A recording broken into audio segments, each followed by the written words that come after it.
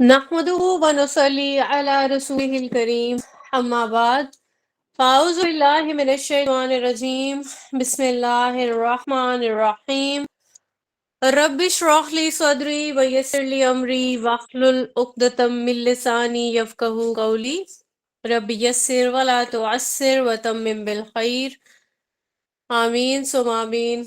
आज का हमारा जो टॉपिक है रमज़ान की फ़जीलत के बारे में है।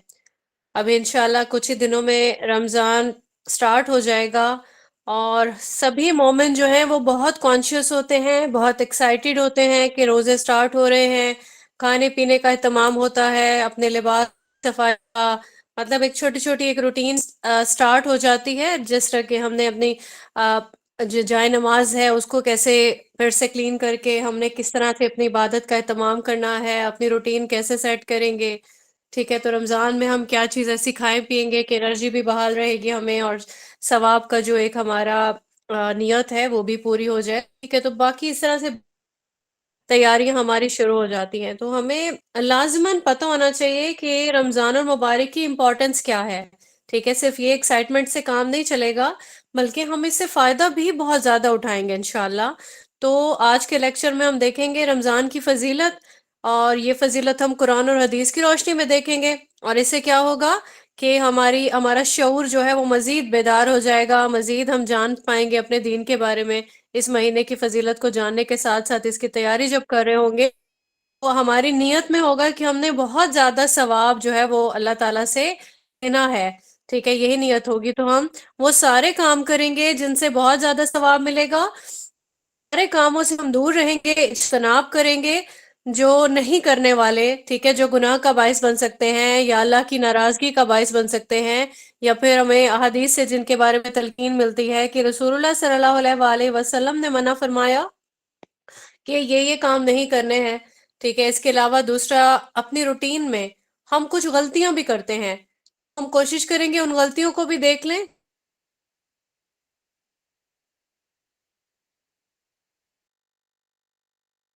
इंशाल्लाह हम लोग नमाज तरावी के बारे में देखेंगे, क्योंकि ज़्यादा एहतमाम करता है इंसान जब रोज़े से होता है। ठीक है, तो हम ज़्यादा से ज़्यादा कोशिश करते हैं कि हर दिन हम ये जो तरावी की नमाज है इसको बेहतर तरीके से अदा करें। और फिर इसके सारे जितने भी नबवी कॉन्सेप्ट्स हैं उनके बारे में हम जानेंगे इंशाल्लाह इस लेक्चर में। हम एतकाफ़ के बारे में देखेंगे कि एतकाफ़ का क्या कॉन्सेप्ट है, इसका भी नबवी कॉन्सेप्ट इंशाल्लाह हम जानेंगे। इसके बाद लैलतुल कद्र जो कि बेहद अहम है, और रमज़ान की फजीलत के हवाले से लैलतुल कद्र को बिल्कुल भी नहीं जो है ना झुटलाया जा सकता है, ना ही इग्नोर किया जा सकता है, बल्कि बेहतरीन और बेहद फ़ज़ाइल वाली एक रात है ये, जिसका कुरान करीम में भी तज़किरा किया गया है, अल्लाह ताला की तरफ से अहादीस में भी बहुत ज़्यादा तज़किरा है। तो उसके बारे में इंशाल्लाह हम देखेंगे। फिर हम रोज़े के अहकाम भी देख लेंगे इंशाल्लाह। अल्लाह ताला हमारे इस लेक्चर में खैर और बरकत अनायत फरमाएं और हम इस नियत से सीखें आज के लेक्चर को जाने के हम इस पे पूरी तरीके से अमल भी कर सकें इंशाल्लाह। तो लेक्चर हम बाकायदा तौर पर स्टार्ट कर लेते हैं। रमज़ान मुबारक के हम जान के बारे में जानते हैं, बहुत ज़्यादा बरकत वाला महीना है। ठीक है, और हम ये भी जानते हैं कि अल्लाह पाक ने इस महीने को बाकी जितने भी साल के महीने हैं उनके मुकाबले में बहुत ख़ास मुकाम अनायत फरमाया है। बेहद रहमत वाला महीना है, इसके बहुत ज़्यादा फ़ज़ाइल हैं, बहुत ख़ुसूसियात हैं। तो कुरान करीम में जैसे हमें मिलता है, आयत नंबर 185 है सूरह बकरा की, कि रमज़ान वो महीना है जिसमें कुरान नाजिल किया गया। और इसी तरीके से एक हदीस भी साथ में देख लेते हैं, सुनन निसाई की है 2108। ये है सैयदना अबू हुरैरा से रिवायत की गई है हदीस की। इसकी जो अल्फाज है वो ये है कि तुम्हारे पास रमज़ान आया है, ये बरकतों वाला महीना है, अल्लाह ने इसके रोज़े तुम पर फ़र्ज किए हैं, इसमें आसमान के दरवाजे खोल दिए जाते हैं और सरकश शैतानों को जकड़ दिया जाता है। अल्लाह के फजलो करम से इसमें एक रात होती है जो हजार महीनों से बेहतर है। जो इसकी भलाई से महरूम रहा वो बड़ा महरूम है। तो हम ये देखते हैं कि हमने अभी एक आयत भी देख ली और हमने एक हदीस भी देख ली। तो रमजान मुबारक की जो इम्पोर्टेंस है, हमने यहीं पे देखा कि एक तो इसकी इम्पोर्टेंस है कुरान के नजूल की वजह से। अल्लाह पाक ने पूरे साल में ये वाला महीना चूज किया जिसमें कुरान करीम का नजूल होना था। ٹھیک ہے، تو یہ اس حوالے سے بھی بہت امپورٹنٹ ہے۔ پھر اللہ پاک نے اس مہینے کے روزے فرض کر دیے، پورا ماہ ہم بہت جوش و خروش سے روزے رکھتے ہیں، عید کا انتظار کرتے ہیں، ٹھیک ہے، تو روزوں کی بہت امپورٹنس ہے اس مہینے کی۔ اس کے بعد جو تیسری امپورٹنس ہے وہ ليلۃ القدر کی ہے۔ ليلۃ القدر کے بارے میں ہم دیکھتے ہیں کہ 1000 مہینوں سے یہ بہتر ہے، ٹھیک ہے، اس کو دیکھتے ہیں سورہ قدر کی آیت نمبر 3 میں۔ اسے اللہ پاک نے فرمایا کہ ليلۃ القدر 1000 مہینوں سے بہتر ہے، یعنی کہ رمضان کی یہ ایک رات ہے، اور اگر کوئی 1000 مہینے بھی اس میں قیام کر کے کھڑا رہے، اللہ تعالیٰ کی خوشنودی حاصل کرنے کی کوشش کرتا رہے، لیکن اس ایک رات کی یہ امپورٹنس ہے کہ اس ایک رات میں جو محنت کرتا ہے اس کی 1000 مہینوں سے بھی جو ہے افضلیت اس کی یہاں پہ ثابت ہو گئی۔ یہاں پہ ہم دیکھتے ہیں کہ اللہ تعالیٰ نے اسی مہینے کو ہی چوز فرمایا کہ جتنے بھی آسمانی کتابیں آئیں اور جتنے بھی صحیفے نازل کیے گئے، ٹھیک ہے، یہ مسند احمد کی ہمارے پاس ریفرنس ہے 8431۔ اس میں ہمیں یہ چیز پتہ چلتی ہے، اور ہم یہ بھی جانتے ہیں کہ حضرت ابراہیم علیہ السلام پر بھی اللہ تعالیٰ نے شریعت جو ہے وہ نازل فرمائی تھی صحیفوں کی صورت میں۔ اس کے بعد بھی انبیاء پر واللہ عالم جتنی بھی روایات ملتی ہیں، بہرحال تو صحیفے نازل ہوتے رہے، پھر باقاعدہ طور پر اللہ پاک نے جس طرح سے تورات اور پھر زبور اور پھر انجیل، اس طریقے سے یہ جو شریعت ہے اس کا پوری حدیث میں جو ہے آپ کو تذکرہ ملے گا انشاءاللہ کہ کس طرح اللہ تعالیٰ نے اسی مہینے کو ہی چوز کیا تھا یہ جو اپنی جو شریعت ہے اس کو نازل فرمانے کے لیے۔ پھر یہ بہت امپورٹنس ہے رمضان کی کہ شیاطین بھی جو ہے وہ وسوسہ انگیزی نہیں کر سکتے ہیں۔ ترمذی کی حدیث ہے 682 کہ جتنے بھی سرکش شیاطین ہیں ان کو جکڑ دیا جاتا ہے۔ پھر اللہ پاک دیکھیں کہ جو جہنم ہے نا، جہنم یہ سارے جتنے بھی باغی سرکش اور گنہگار لوگ ہوتے ہیں ان کے لیے جہنم کی آگ اس وقت بھی دہک رہی ہے۔ تو اللہ پاک نے جو جہنم کے دروازے ہیں ان کو بند فرما دیا جاتا ہے اللہ تعالیٰ کی طرف سے، اور جنت کے دروازے کھول دیے جاتے ہیں، ٹھیک ہے، تو یہ بھی اس حوالے سے بہت زیادہ اہمیت کی حامل ہے یہ والی چیز۔ اللہ تعالیٰ نے اس کو بھی بیان فرما دی رسول اللہ صلی اللہ علیہ وآلہ وسلم کی حدیث کے توسط سے۔ اور پھر ہم یہ دیکھتے ہیں کہ روزوں کی جس طرح فرضیت ہے، تو رمضان کے روزے 185 جو ہم نے ابھی پڑھا ہے، آیت پڑھی ہے قرآن کریم کی سورہ بقرہ کی، اس میں اس روزوں کے حوالے سے بھی ہمیں مل جاتا ہے۔ اور پھر روزے دار کی جو امپورٹنس ہے اس کے بارے میں بھی انشاءاللہ ہم پڑھیں گے کہ اتنی امپورٹنس ہے روزہ رکھنے والے کی، اللہ تعالیٰ اس کا اجر خود عنایت فرماتے ہیں، اور پھر فرشتے جو ہیں وہ بھی روزہ داروں کے لیے دعائیں کرتے ہیں۔ جو آخری عشرہ ہے رمضان کا، روزہ داروں کی بخشش کر دی جاتی ہے، ٹھیک ہے، اور رمضان سے رمضان تک کے گناہ معاف کر دیے جاتے ہیں۔ جو بھی خلوص نیت سے رمضان کی فضائل کو جانتے ہوئے اللہ تعالیٰ کی خوشنودی حاصل کرنے کے لیے محنت کرے گا، روزے رکھے گا، اللہ پاک اس کے گناہ معاف فرما دیں گے۔ کوئی اس مہینے میں استطاعت رکھا ہے تو وہ عمرہ کے لیے اگر جاتا ہے اللہ تعالیٰ کے گھر اور پھر وہاں پہ عمرہ ادا کرتا ہے تو اللہ پاک اس کا جو ثواب ہے وہ کئی گنا بڑھا دیتے ہیں۔ اور یہاں پہ ہمیں بخاری کی جو حدیث ہے 1863 اس میں ملتا ہے کہ رمضان کا جو عمرہ ہے اس کا ثواب حج کے برابر فرما دیتے ہیں اللہ پاک۔ اور پھر یہ کہ جو ابن ماجہ کی 1642 حدیث ہے کہ رمضان کی ہر رات جہنم سے آزادی دی جاتی ہے۔ تو یہاں پہ ہم دیکھتے ہیں اس کے علاوہ بھی اگر ہم دیکھیں، اگر ہم صرف روزوں کی اہمیت کے حوالے سے یا رمضان کی اہمیت کے حوالے سے یہی کی ورڈز لکھ کے اگر ہم اس کو سرچ کریں تو بے تحاشا حدیث ہیں۔ صحیح بخاری کا اگر چیپٹر دیکھ لیں، ٹھیک ہے، تو اس کے حوالے سے ہمیں بے حد کانٹینٹ ملتا ہے جس سے ہم مزید ہمارا شعور جو ہے وہ بیدار ہوتا ہے۔ اپنے طور پر بھی آپ لوگ بہت زیادہ سرچنگ کی عادت ڈالیں اور دیکھا کریں کہ کس طریقے سے اللہ تعالیٰ نے جو ہے وہ رحمت کی امید جو ہے وہ درج کی ہوئی ہے، قرآن کریم میں بھی موجود ہے، حدیث میں بھی موجود ہے۔ تو روزوں کو کوئی بھی انسان لائٹ نہیں لے سکتا ہے۔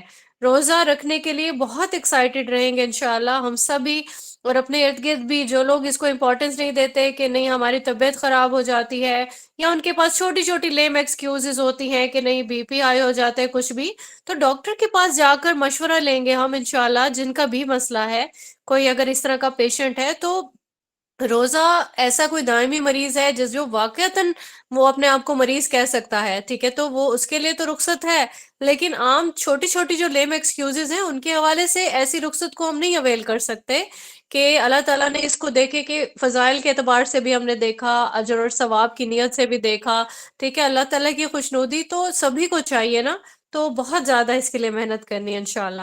اب یہ ہم دیکھیں گے کہ رمضان میں ہم جو کرنے والے کام ہیں، ہم اپنے پورے سال بھی اسی کوشش میں ہی رہتے ہیں کہ ہم نیکی والے کام کریں، احسان والے کام کریں، ہم اللہ تعالیٰ کا جو ثواب والا ایک ایلیمنٹ ہے ہمارے لیے بھی ہو، اللہ تعالیٰ کی خوشنودی ہم حاصل کرنے کی کوشش کریں، ٹھیک ہے؟ تو رمضان میں یہ کام یوں سمجھ لیں کہ اپنی پوری جو ہماری طاقت ہے اس سے ہم اس کو ملٹیپلائی کر دیں گے، تاکہ ہم جتنی بھی اللہ تعالیٰ کی طرف سے دی گئی رحمتیں ہیں، برکتیں ہیں، ان کو ہم زیادہ سے زیادہ اویل کر سکیں، کیونکہ یہ مہینہ فضائل کے اعتبار سے تمام مہینوں سے بہتر ہے۔ تو اللہ تعالیٰ سے ساتھ ساتھ دعا کریں گے رمضان کے سٹارٹ ہونے سے پہلے کہ اللہ تعالیٰ ہمیں ہمارے اندر یہ شوق پیدا فرما دے، ہمیں ہمارے اندر ایسا ہرس پیدا فرما دے کہ ہم بھلائی کے کاموں میں سبقت لے جائیں، ٹھیک ہے؟ تو ہمیں اللہ تعالیٰ ایسی توفیق عنایت فرمائے کہ ہم پورا پورا فائدہ اٹھا سکے اس مبارک مہینے سے۔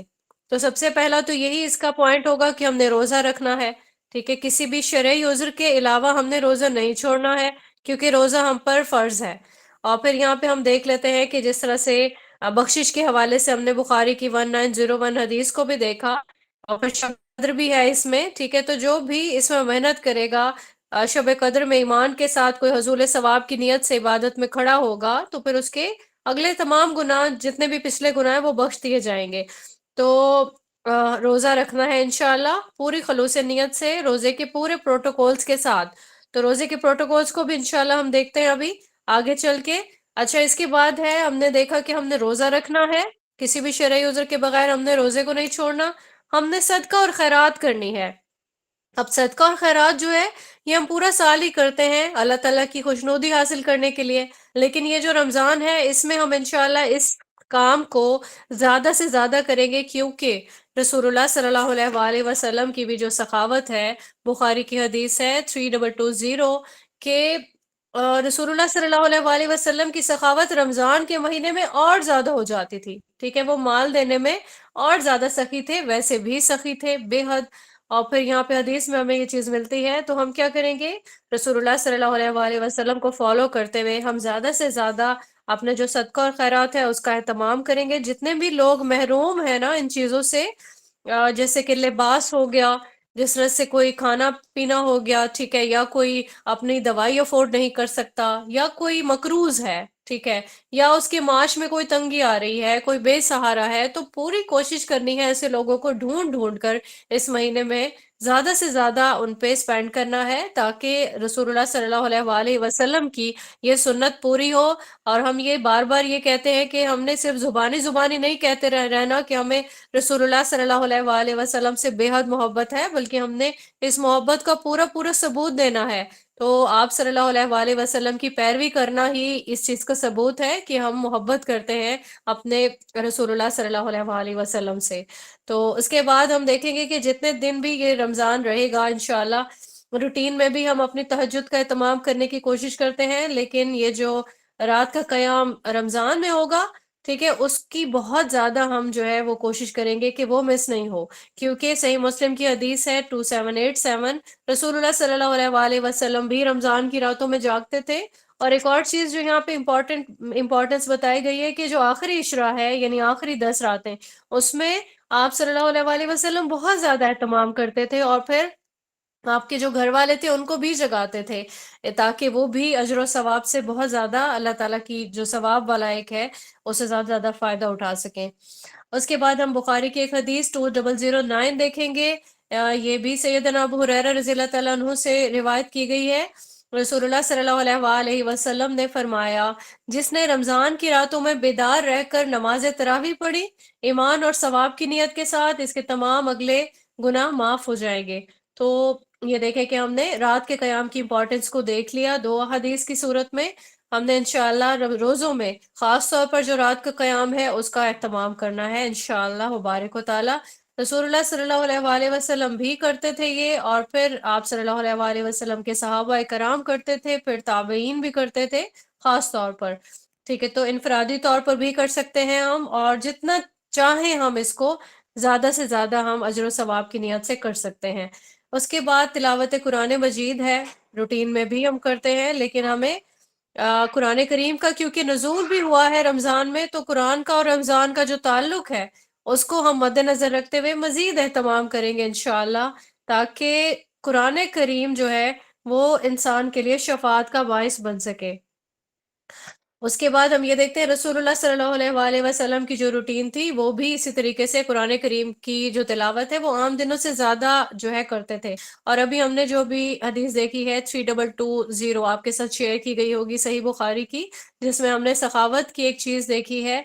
इसमें एक और चीज़ भी ये बताई गई है कि आप सल्लल्लाहु अलैहि वसल्लम दौरे कुरान करते थे रमज़ान में। सैयदना जिब्रील अलैहिस्सलाम हर साल करवाते थे रमज़ान में आके, और फिर कुरान करीम जो है आखिर महीना तक, यानी कि महीना कंप्लीट होने तक कुरान करीम सुनाते थे। जिस तरह से जैसे रिवीजन होती है, वैसे आप सल्लल्लाहु अलैहि वसल्लम की एक पूरा दौरा हो जाया करता था कंप्लीट।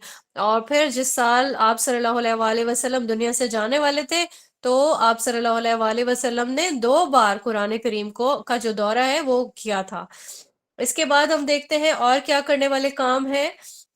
रोज़े अफ्तार करवाना, यानी आप खुद भी रोज़े से हैं, लेकिन ये बहुत फ़ज़ीलत वाला एक काम है कि आप जो है वो रोज़े अफ्तार करवाएँ। वो आप अपनी फ़ैमिली के करवा सकते हैं, आप ज़रूरतमंदों के करवा सकते हैं, क्योंकि जो भी किसी का रोज़ा अफ्तार करवाता है, ठीक है? तो ये उससे उसके अजर में कोई कमी नहीं हो जाती है, बल्कि उसकी जो सवाब वाला एक जो सिलसिला है, उसमें बहुत ज़्यादा अल्लाह ताला उसमें जो है बरकत इनायत फ़रमा देते हैं। इसके बाद एतकाफ़ है। एतकाफ़ जो है वो भी रसूलुल्लाह सल्लल्लाहु अलैहि वसल्लम की सुन्नत से साबित है।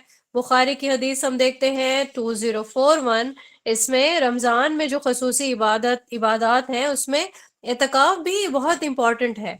तो अल्लाह ताला का क़ुर्ब हासिल करने का एक बहुत ज़्यादा जो है एक ज़रिया है एतकाफ़, क्योंकि इंसान का दुनियावी जो काम है उनसे तवज्जो हट जाती है, पूरी की पूरी तवज्जो अल्लाह की तरफ मरकूज़ हो जाती है। अल्लाह ताला की रज़ा हासिल करने के लिए इंसान ज़्यादा से ज़्यादा फिर कोशिश करता है।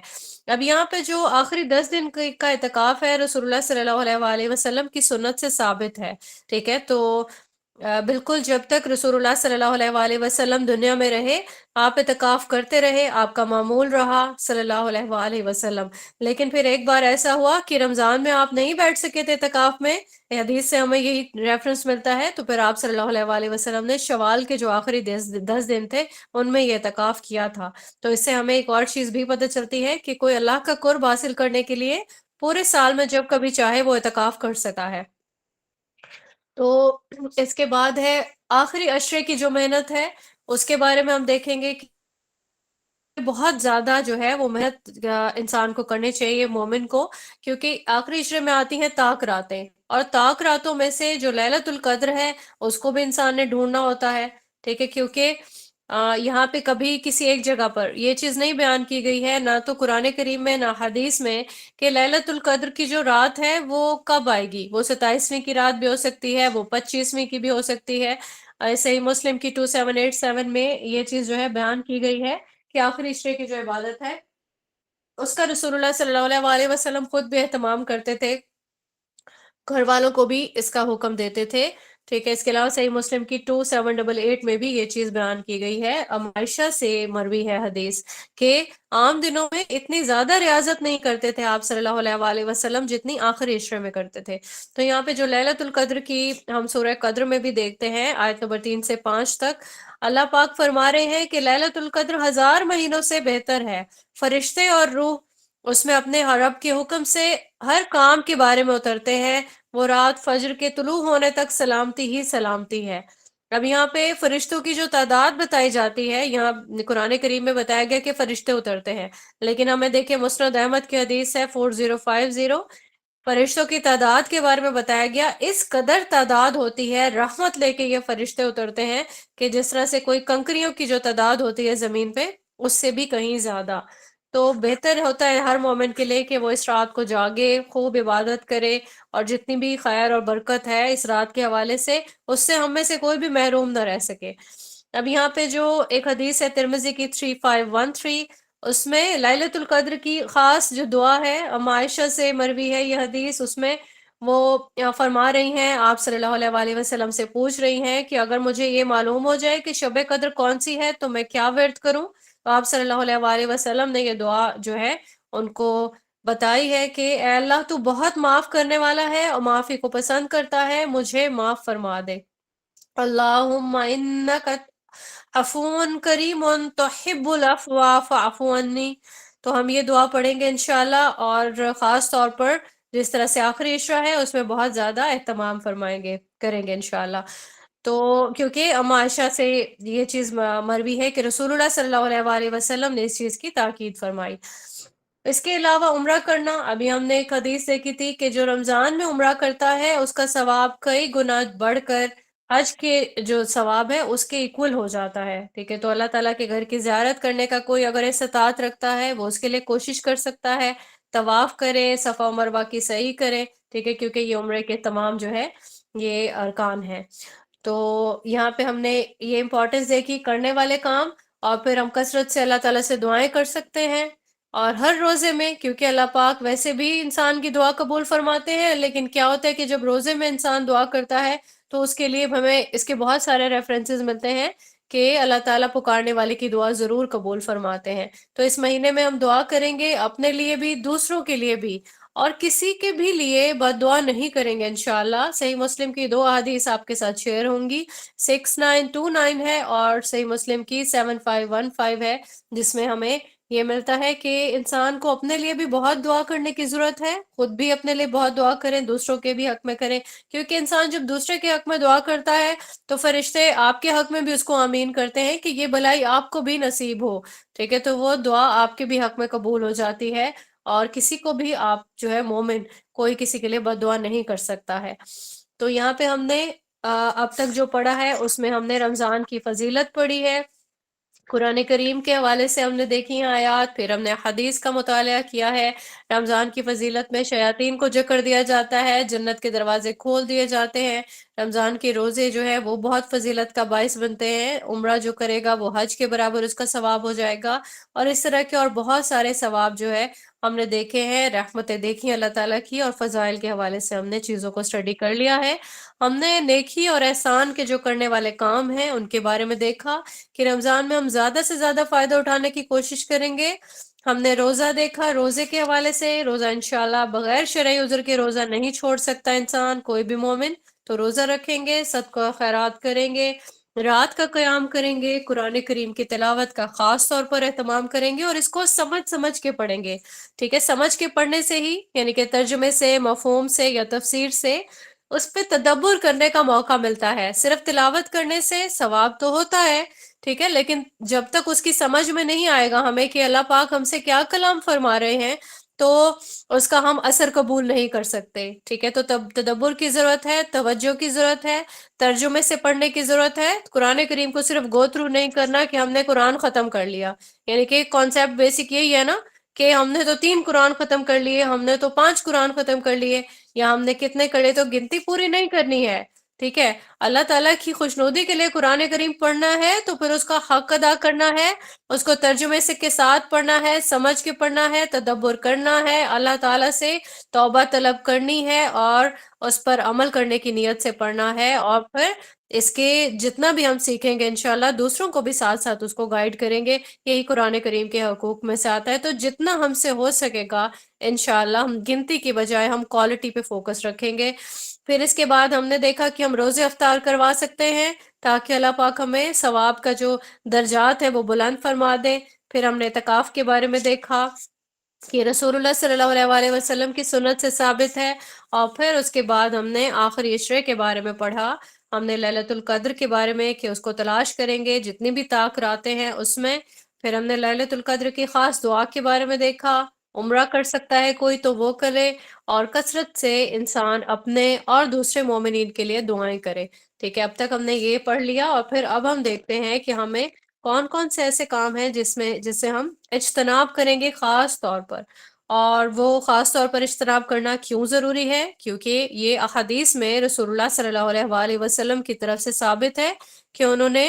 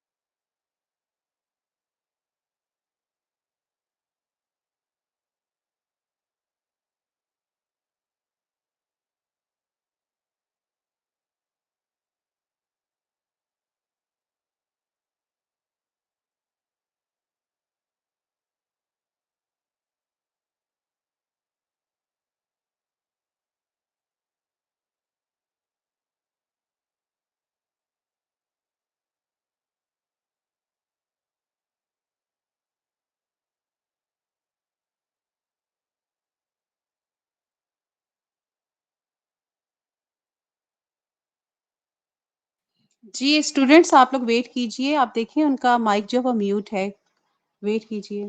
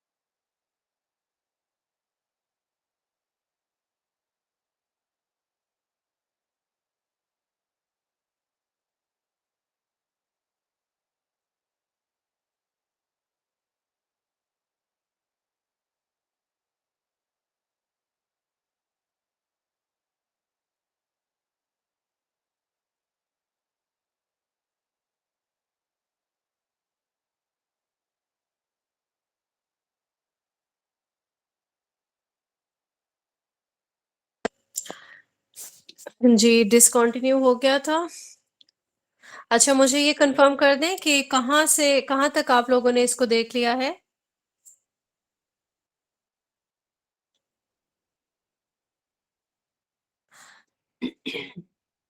جی ہم اب دیکھ آپ رہے نے تھے وہ کہ اسٹارٹ رمضان کرنا میں تھا کہ کون جو کون سے کام وہ نہیں کام کرنے ہیں۔ ہیں۔ جی جی آپ نے جو رمضان میں کام اب جن نہیں کاموں سے کرنے ہم ہیں نے جن سے منع خصوصی ٹھیک ہے خصوصی طور پر جن کاموں سے ہم نے رمضان میں اجتناب کرنا ہے، ٹھیک ہے، اس کے بارے میں ہم دیکھ رہے تھے، تو ہم ان سے انشاءاللہ دور رہیں گے، وہ تمام کام ہم نہیں کریں گے۔ تو سب سے پہلے جو ہم حدیث دیکھیں گے وہ ہے صحیح بخاری کی 1903، جس میں رسول اللہ صلی اللہ علیہ وآلہ وسلم نے جھوٹ بولنے سے منع فرمایا ہے۔ اب یہ جو حدیث کے الفاظ ہیں وہ یہ ہیں کہ کوئی شخص اگر جھوٹ بولنا اور اس پہ عمل کرنا نہیں چھوڑے تو اللہ تعالیٰ کو اس چیز کی ضرورت نہیں ہے کہ یہ شخص اپنا کھانا پینا چھوڑ دے، ٹھیک ہے۔ تو یہاں پہ اسے ثابت ہو بھی جھوٹ نہیں بولنا، لیکن روزے کی حالت میں اس کا خاص طور پر ہم نے خیال رکھنا ہے کہ ہمارے زبان سے انکانشیسلی بھی کوئی ایسی ورڈنگ یا کوئی ایسی بات نہیں نکلے جو کہ جھوٹ پر مبنی ہو۔ دوسری ایسی چیز ہے جس میں ہم دیکھیں گے صحیح بخاری کی حدیث ہے 1904، جس میں رسول اللہ صلی اللہ علیہ وآلہ وسلم نے فرمایا جب تم میں سے کسی کا روزہ ہو تو نہ دل لگی کی باتیں کرے نہ شور و غل کرے، ٹھیک ہے۔ تو یہاں پہ اور مزید فرمایا گیا کہ اگر کوئی اس سے گالی گلوچ کرے یا اس سے لڑے تو وہ کہہ دے کہ میں روزے دار ہوں۔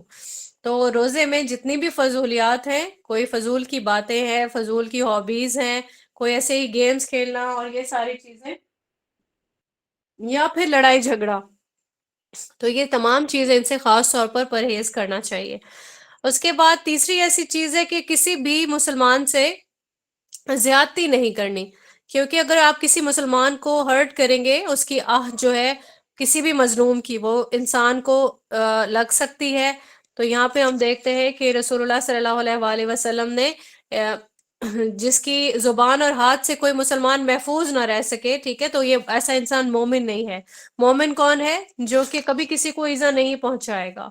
تو یہاں پہ ہم یہ دیکھتے ہیں کہ کسی پہ بھی ظلم نہیں کیا جا سکتا، نہ ہی کسی مظلوم کی بد دعا لی جا سکتی ہے، اور روزے میں ہم اس کا خاص اہتمام کریں گے انشاءاللہ۔ ہم ایک چوتھا کام کریں گے کہ کسی کے بھی دل میں، کسی کے بھی لیے اپنے دل میں بغض نہیں رکھیں گے، ٹھیک ہے۔ یہاں پہ کیونکہ انسان کا جو دل ہے، اگر اس کے اندر کوئی کسی کے لیے کینہ ہے، بغض ہے، تو وہ obviously وہ ناپاک ہو جائے گا، اور پھر انسان کا اگر دل پاک نہیں ہے، پاک صاف نہیں ہے، تو اس کے اعمال جو ہیں وہ بھی برباد ہو جائیں گے، صاف نہیں رہیں گے، تو پھر ایسے انسان اللہ تعالیٰ کی رحمت کیسے حاصل کر سکے گا، اللہ کی مغفرت کیسے پا سکے گا؟ چنانچہ یہاں پہ بہت زیادہ ضرورت ہے اس چیز کی کہ انسان اپنے دل کو پاک رکھے. کسی کے لیے بھی دل میں کینہ ہے، کوئی ناراضگی ہے، ٹھیک ہے، تو یہاں اس سے ہم اپنے آپ کو صاف کریں گے، بالکل اپنے دلوں کو پاک کر لیں گے، اپنے تعلقات کو رینیو کریں گے. اب یہاں پہ ایک اور چیز ہے کہ کبھی کبھار ہم اپنے ریلیٹیوز میں یا پھر اپنے کسی جو جان پہچان کے جو لوگ ہیں ان کے ساتھ ہم نے قطع رحمی بھی کی ہوتی ہے، ٹھیک ہے، تو روٹین میں بھی ہم نے قطع رحمی سے دور رہنا ہے، لیکن روزے میں ہم نے یہ تمام کر لینا ہے انشاءاللہ رمضان سے پہلے ہی کہ آپ کے جو بھی تعلقات ہیں کسی کے ساتھ اگر خراب ہوئے ہیں آپ نے ان کو بحال کر لینا ہے، قطع رحمی سے ہر صورت بچنا ہے. اللہ تعالیٰ نے اس کو پسند نہیں فرمایا، رسول اللہ صلی اللہ علیہ وآلہ وسلم نے بھی اس کو پسند نہیں فرمایا، ٹھیک ہے. تو اپنے جتنے بھی روابط ہیں کسی کے ساتھ بھی اگر وہ خراب ہے، کہیں کسی سے آپ کی معافی مانگنا ضروری نہیں بھی ہے، قصور ان کا ہے یا نہیں ہے، اس سب سے قطع نظر آپ نے اپنے تعلقات کو بحال کر لینا ہے. اس کے بعد آپ نے ایک بار احتساب کر لینا ہے کہ کہیں کسی کی حق تلفی تو نہیں کی ہوئی، ٹھیک ہے، یعنی کسی کا مال تو آپ کے پاس نہیں ہے دھوکے سے یا جھوٹ سے یا فراڈ سے، یا پھر آپ نے کسی سے کسی کام کے لیے رشوت تو نہیں لی ہوئی، ٹھیک ہے، یا پھر کوئی ملاوٹ والا کوئی کام ہے یا کوئی ذخیرہ اندوزی والا کوئی کام ہے، ٹھیک ہے. یہ تمام چیزیں جتنی بھی کسی کے حق تلفی والے معاملات ہیں یا کوئی بغض اور عداوت والے یا گناہ والے ایسے کوئی معاملات ہیں، تو اکیلے میں بیٹھ کے سبھی لوگوں کو ضرورت ہے کہ اپنا احتساب کریں. اور اگر کوئی اپنا احتساب کرتا ہے اور ایسی کوئی چیز اس کے مائنڈ میں انشاءاللہ اللہ تعالیٰ کی طرف سے آ جاتی ہے، ٹھیک ہے، تو یہ بھی اللہ کا بہت بڑا احسان ہوتا ہے کہ اللہ پاک آپ کے دل میں اس چیز کی امپورٹنس جگا دے کہ آپ نے اس کا حق مارا ہوا ہے یا حق غصب کیا ہوا ہے یا آپ نے اس کے ساتھ دھوکہ کیا ہوا ہے، اور تاکہ انسان اپنے جو معاملات ہیں وہ دوسرے انسان سے درست کر لے، اس سے اپنے کیے کی معافی مانگ لے، یا اگر اس کا کوئی حق رکھا ہوا ہے تو وہ اس کو واپس کر دے، ٹھیک ہے. تو یہ اللہ کا یہ بہت بڑا احسان ہوتا ہے، اور اگر ایسی کوئی چیز اللہ آپ کے دل میں ڈال دے تو بہت زیادہ جو ہے بغیر ٹائم ویسٹ کیے یہ ضرور کرنا چاہیے کہ آپ اپنے معاملات بہتر کر لیں، کیونکہ اللہ تعالیٰ کی نافرمانی والے کام بھی ہم نہیں کر سکتے، لیکن اللہ تعالیٰ کی جو بندے ہیں حقوق العباد جن کو کہا جاتا ہے کہ ان کے حقوق ہیں ہم پہ، ہم ان کو بھی غصب نہیں کر سکتے، ٹھیک ہے، اس میں بھی ہم کوئی اونچ نیچ نہیں کر سکتے ہیں. تو انسان جو ہے یہاں پہ اپنے معاملات جب کلیئر کر لے گا انشاءاللہ اللہ کی عدالت میں بھی وہ کلیئر ہو جائے گا. اس کے بعد جو گناہوں والے جو کام ہے، جتنے بھی گناہ کبیرہ والے جو کام ہے، ایک اور چیز ہے کہ جو اللہ تعالیٰ نے جس طرح والدین کے ساتھ حسن سلوک کا حکم دیا ہے، ٹھیک ہے، لوگ اس کو بھی بہت زیادہ لائٹ لیتے ہیں، تو یہ بھی گناہ کبیرہ میں آتا ہے، ٹھیک ہے. آپ نے اپنے والدین کے ساتھ کوئی زیادتی اگر کر دی، برے طریقے سے پیش آئے، کیونکہ ان کو تو اف بھی نہیں کہا جا سکتا نا، ٹھیک ہے، تو اگر انسان ایسے گناہ کرتا ہے تو اس کا مطلب ہے کہ پھر بھی اس کو خسارہ تو وہ مول لے ہی رہا ہے، کیونکہ ایک تو روزہ رکھ رہا ہے کہ اللہ تعالیٰ مجھے ثواب دے دے، لیکن ساتھ ساتھ وہ یہ گناہ بھی کرتا ہے، تو اس سے بھی دور رہنا ہے. اس کے علاوہ جتنے بھی گناہ والے کام ہیں کوشش یہی کرنی ہے کہ نہ تو آنکھ سے کوئی ایسا گناہ ہو جائے، ٹھیک ہے، اپنے اعضاء کا استعمال کا خاص طور پر خیال رکھنا ہے، آپ کے ہاتھوں سے، آپ کی آنکھوں سے، آپ کے کانوں سے، ٹھیک ہے. تو یہ روزے کا کیونکہ مقصد یہی ہے کہ انسان اپنے آپ کو گناہوں سے بچائے. اور پھر یہ روزہ جو ہے نا یہ انسان کو ٹرین کرتا ہے کہ آپ نے پورا ماہ جو کام کیے ہیں آپ نے پورا سال ان کو امپلیمنٹ کرتے رہنا ہے، ٹھیک ہے. تو پریکٹس ہے یہ اللہ تعالیٰ کی خاص طور پر ایک رحمت ہے کسی بھی مومن کے لیے، انسان گناہوں سے دور رہے. اب تک ہم نے جو پڑھا اس کو ہم ریوائز کرتے ہیں. رمضان میں جو جو کام ہم نہیں کریں گے وہ کون کون سے ہیں؟ جھوٹ بالکل نہیں بولنا، روٹین میں بھی نہیں بولنا، لیکن روزے میں بھی نہیں بولنا.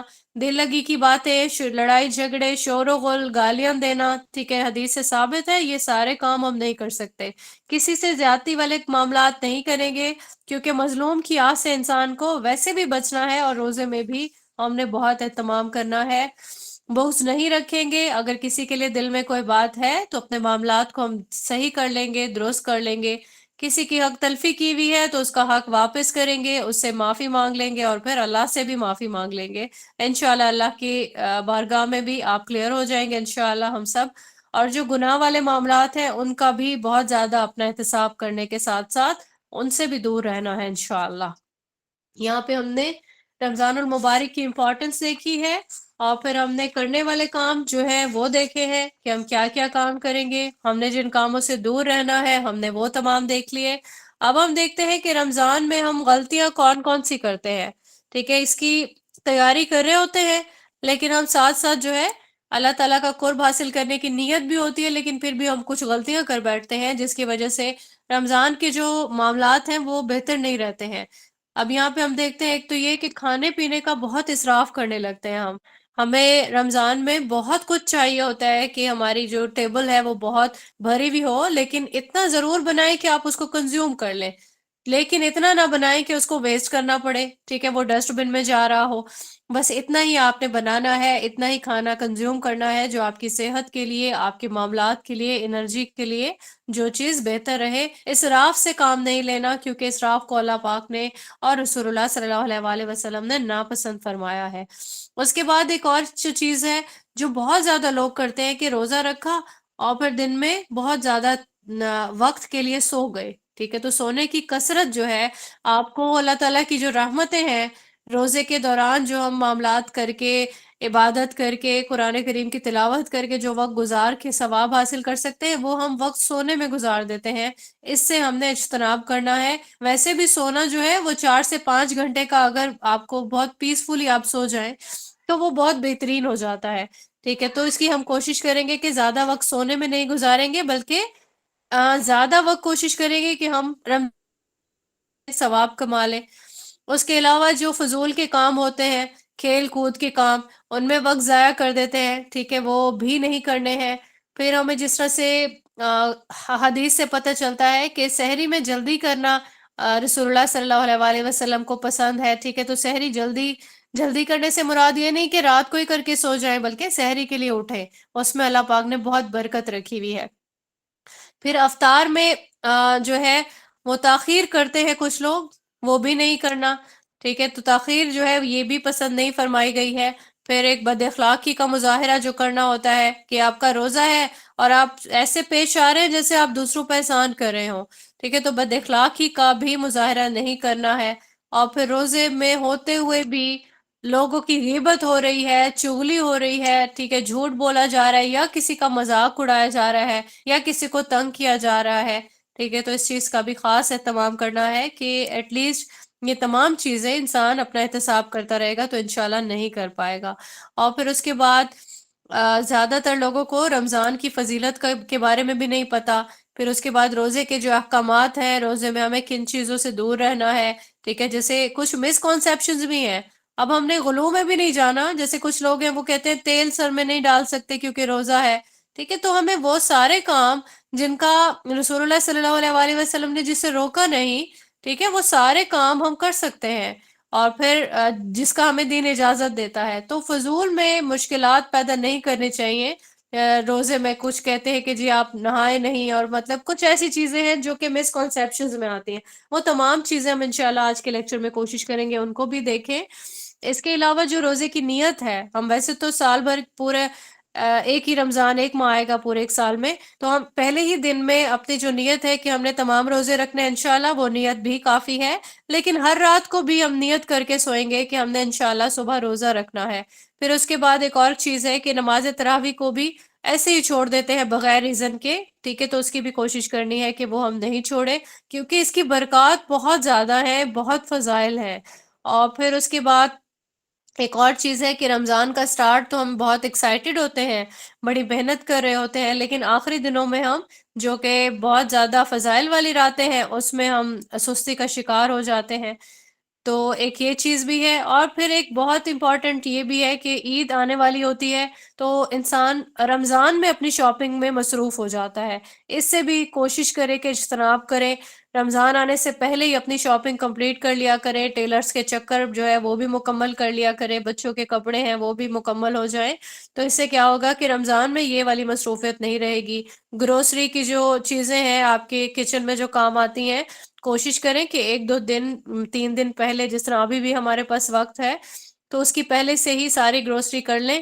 روٹین کی جو چیزیں ہیں جو کہ آپ سیو رکھ سکتے ہیں اپنے فریج میں اور اپنی کیبنٹس میں، وہ آپ کے پاس لازماً ہونی چاہیے تاکہ آپ پھر ان چیزوں کی الجھن میں نہیں رہیں. ٹھیک ہے، اور پھر ایک اور چیز ہے کہ رمضان آیا ہے تو کچھ لوگ بار بار یہ کہتے ہیں پتہ نہیں روزے کب ختم ہوں گے، تو اللہ تعالیٰ سے رحم مانگنا چاہیے۔ یہ ایک بہت بڑی غلطی ہے، یہ عجیب سی اجلت ہے انسان کی کہ ہر ایک چیز میں اجلت کا شکار رہتا ہے، روزوں کے آنے کی بھی جلدی، روزوں کے جانے کی جلدی، عید آنے کی جلدی، ٹھیک ہے۔ تو یہ ساری چیزیں جو ہے اس میں انسان کو یہی کوشش کرنی چاہیے کہ اللہ تعالیٰ کے جس حال میں اللہ پاک رکھے انسان اس حال میں خوش رہے، اور اللہ کی جو رحمت اور فضیلت والا جو خاص طور پر اللہ تعالیٰ نے چیزیں بتا دیں ان پر تو بہت زیادہ اہتمام کرنے کی ضرورت ہے۔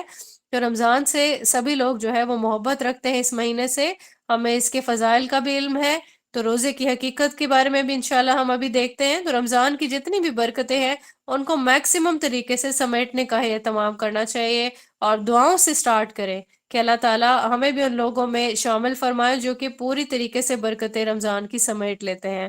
آمین ثم آمین۔ اس کے بعد ہمارا اگلا ٹاپک سٹارٹ ہوتا ہے نماز تراویح، یعنی کہ جس کو ہم قیام اللیل بھی کہتے ہیں۔ اس کے بارے میں ہم دیکھیں گے سورہ فرقان کی آیت نمبر 64 میں، قیام اللیل یا تراویح اس سے مراد کیا ہے کہ راتوں کو انسان جاگے، اللہ تعالیٰ کی عبادت کرے، ٹھیک ہے، اور پھر اللہ تعالیٰ کا قرب حاصل کرے۔ تو اللہ رب العزت کے نے رحمان کے جو بندے ہیں ان کی خصوصیات بتائی ہیں، ان میں سے ایک خصوصیت اس سورہ کی 64 آیت میں یہی بتائی ہے کہ وہ راتوں کو قیام کرتے ہیں۔ تو راتوں کو قیام کرنے کا مراد کیا ہوتا ہے؟ انسان دن میں تو بہت ساری جگہوں پہ ذہن الجھا ہوا ہوتا ہے نا، یہ کام کرنا ہے، یہاں جانا ہے، کوئی آ گیا، بچہ رو رہا ہے، کھانا بنانا ہے، ٹھیک ہے۔ رات کا جو یہ ٹائم ہے اس میں زیادہ تر خاموشی اور سکون ہوتا ہے، تو بہت زیادہ موقع ہے انسان کے لیے کہ وہ اللہ تعالیٰ سے بات کر لے، اللہ تعالیٰ سے اپنے گناہوں کی معافی مانگ لے، ٹھیک ہے، اللہ تعالیٰ سے اپنے جتنے بھی معاملات ہیں وہ اللہ سے بیان کر لے، اور بہت اچھی شیئرنگ ہوتی ہے اللہ تعالیٰ سے جب کوئی انسان کرتا ہے تو وہ اس کا دل اتنا زیادہ ہلکا ہو جاتا ہے کہ کسی بھی انسان سے ایسی بات کرنے کے بعد سکون محسوس نہیں کیا جا سکتا۔ اور یہی وجہ ہے کہ رسول اللہ صلی اللہ علیہ وآلہ وسلم کی بھی یہی روٹین تھی، آپ صلی اللہ علیہ وآلہ وسلم خاص طور پر قیام اللیل کا اہتمام کیا کرتے تھے۔ بخاری کی حدیث 2009 سے ہمیں پتہ چلتا ہے قیام اللیل کی امپورٹنس، اور پھر رمضان کی راتوں میں بہتر رہ کے جو نماز تراویح پڑھتا ہے ایمان کے لیے اور اپنے ثواب کی نیت کے ساتھ، تو پھر اس کے انشاءاللہ گناہ بھی اللہ تعالیٰ معاف فرماتے ہیں۔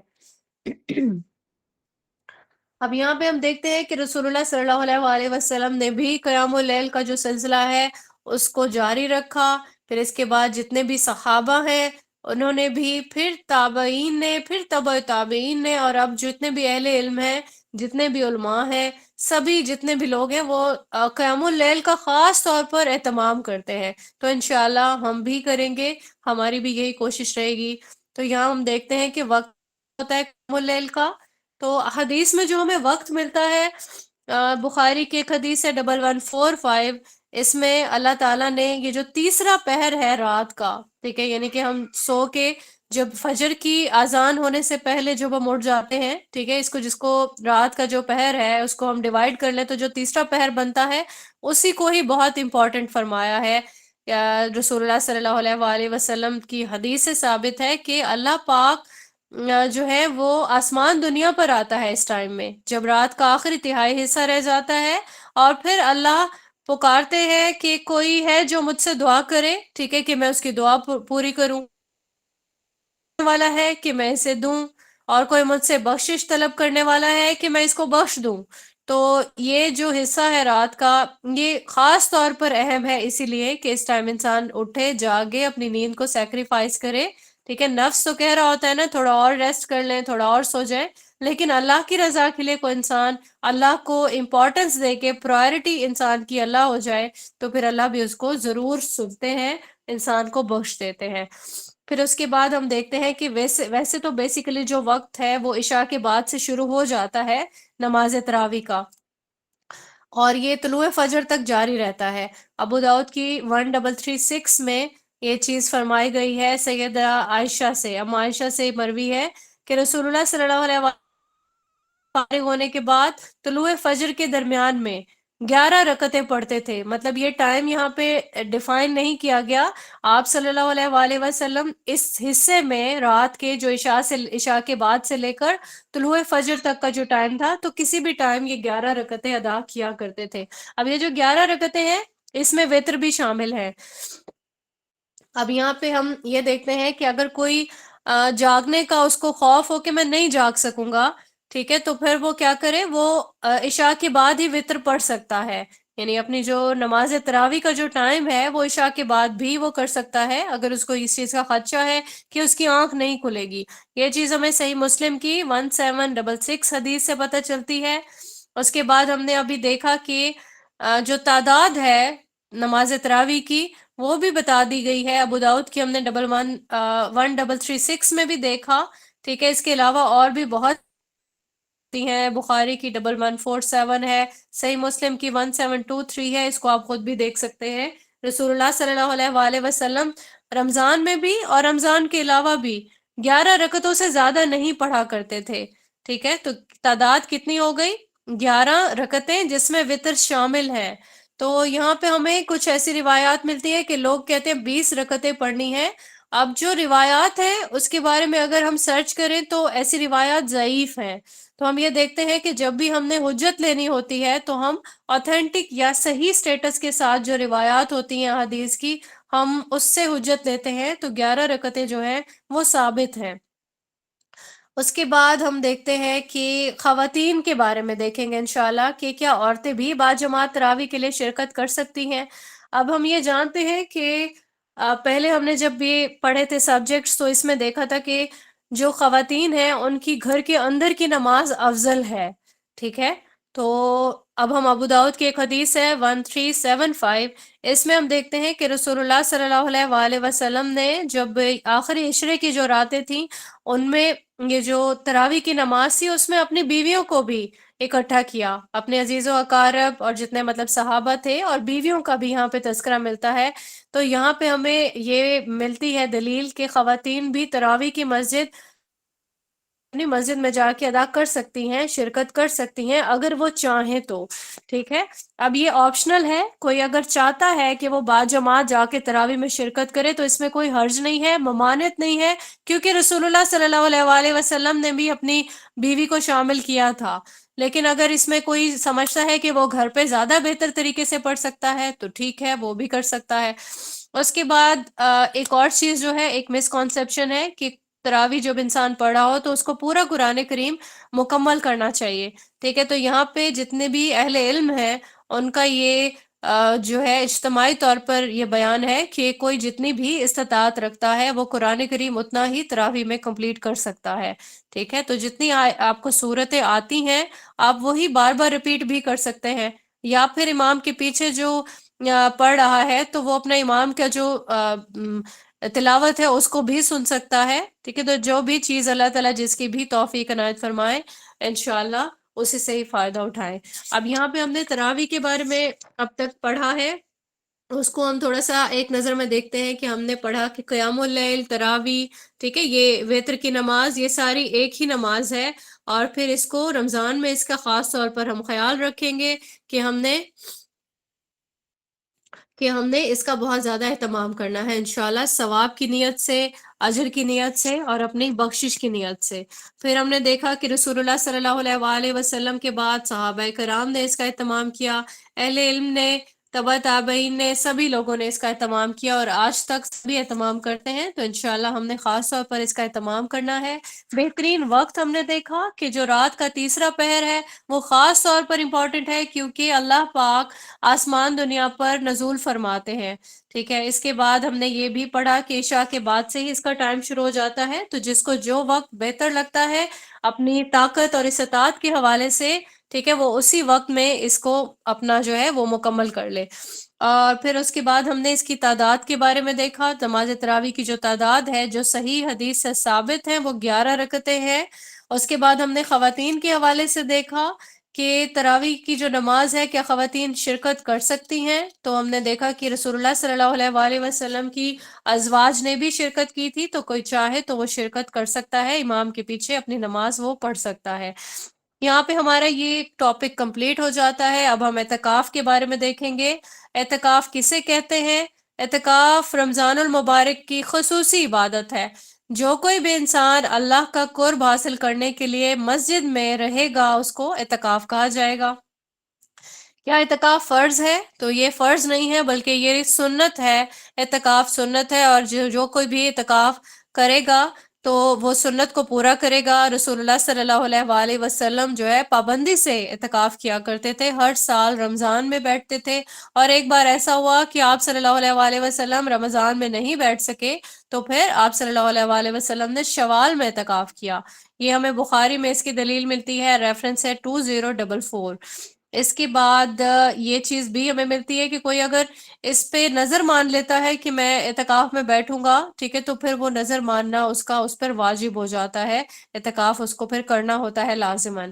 اور پھر اس کے بعد ہم دیکھتے ہیں سورہ بقرہ کی 187 آیت ہے، جس میں ہمیں مساجد میں اعتکاف کے بارے میں دلیل ملتی ہے، جس میں فرمایا جا رہا ہے اللہ تعالیٰ کی طرف سے، اور جب تم مسجد میں اعتکاف کرنے والے ہو، ٹھیک ہے. تو پھر رسول اللہ صلی اللہ علیہ وآلہ وسلم کی سنت سے کیا ملتا ہے؟ آپ صلی اللہ علیہ وآلہ وسلم بھی مسجد میں اعتکاف کیا کرتے تھے. پھر اس کے بعد آپ کی ازواج بھی جو ہے وہ بھی مسجد میں اعتکاف کیا کرتی تھی. اس کے بعد ہم دیکھتے ہیں تمام مساجد میں جس مسجد میں اعتکاف کا انتظام کیا جاتا ہے، کیونکہ ٹھیک ہے، تو تمام مساجد میں اعتکاف کرنا جائز ہے. آپ اعتکاف کا وہاں پہ اہتمام کر سکتے ہیں. اس کے بعد ہم دیکھتے ہیں کہ کیونکہ رسول اللہ صلی اللہ علیہ وآلہ وسلم سے ثابت ہے کہ اعتکاف آپ صلی اللہ علیہ وآلہ وسلم نے شوال میں بھی کیا تھا، تو جتنے بھی اہل علم ہیں اور امام البانی رحمۃ اللہ ہیں، ان کا بھی یہ جو ہے کوٹ ہمیں ملتا ہے کہ رمضان کے علاوہ بھی باقی سال کے جتنے بھی مہینے ہیں ان میں اعتکاف کیا جا سکتا ہے، کیونکہ اعتکاف کرنے کی ریزن ہے اللہ تعالیٰ کا قرب حاصل کرنا.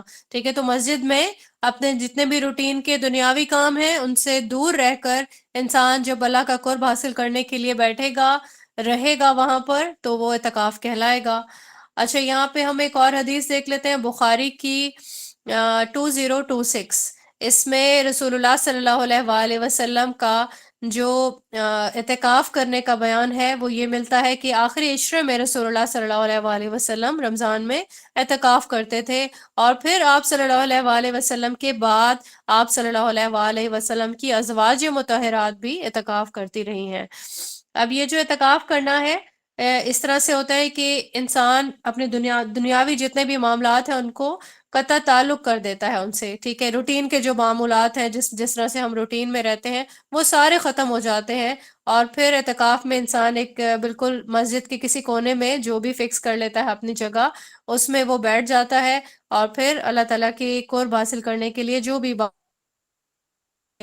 فرائض کے علاوہ وہ کرتا رہتا ہے. تو اس کے لیے صرف ایک رات کا اعتکاف جو ہے وہ بھی کرنا ثابت ہے. اس کی دلیل ہمیں ملتی ہے بخاری کی 2032. ٹھیک ہے، اس کی رسول اللہ صلی اللہ علیہ وآلہ وسلم نے اجازت دی تھی. حدیث کو آپ لوگ دیکھ سکتے ہیں، پڑھ سکتے ہیں. اور پھر خواتین کا اعتکاف کرنا، اس کو بھی ہم نے دیکھ لیا کہ خواتین بھی اعتکاف پہ بیٹھ سکتی ہیں. اب یہاں پہ کیونکہ قرآن کریم میں مساجد کا تذکرہ کیا گیا ہے، ٹھیک ہے، تو یہاں پہ کچھ ایسی دلیل بھی ملتی ہے ہمیں کہ خواتین جو ہے وہ گھر پر اعتکاف کریں گی. تو یہاں یہ واضح کر دینا جو ہے وہ ضروری ہے کہ صحابہ کرام سے، ازواج مطہرات سے کہیں سے بھی مساجد کے علاوہ اعتکاف کرنے کی دلیل نہیں ملتی ہے. ٹھیک ہے، تو کسی حدیث سے بھی ثابت نہیں ہے کہ رسول اللہ صلی اللہ علیہ وآلہ وسلم کے دور میں خواتین نے گھروں کے اندر اعتکاف کیا ہو. ٹھیک ہے، تو جتنی بھی خواتین ہیں وہ بھی مساجد میں اعتکاف کریں گی. اور یہاں پہ بہت اچھی ایک چیز ہے کہ مساجد میں اس چیز کا اہتمام کیا جاتا ہے کہ خواتین کے لیے بھی بالکل باپردہ اور اچھی جگہوں پہ کھانا وغیرہ ہر ایک چیز کا اہتمام کر کے تو وہاں پہ اہتمام کیا جاتا ہے. لیکن اگر اس چیز کے بارے میں کوئی انسان انسیکیور ہے کہ اس مسجد میں اعتکاف کرنا کسی عورت کی عزت کی جو ایک معاملہ ہے، وہ اس کی حفاظت کا معاملہ وہاں کلیئر نہیں ہو رہا، تو ٹھیک ہے، آپ وہاں ایسی مساجد میں اعتکاف نہیں کریں. اور پھر یہ بھی کہ اگر کسی ولی کی اجازت جو ہے وہ نہیں ہے کسی خاتون کو، ٹھیک ہے، جیسے شوہر ہے، جیسے والد ہیں، تو ان کی اجازت کے بغیر عورت اعتکاف نہیں کر سکتی ہے. تو اور پھر یہ بھی ہے کہ اعتکاف کرنا فرض بھی نہیں ہے. ٹھیک ہے، اعتکاف کرنا سنت ہے، زیادہ سے زیادہ اجر و ثواب کے لیے. تو ان سبھی چیزوں کا خیال رکھتے ہوئے ہی اعتکاف میں بیٹھنا چاہیے.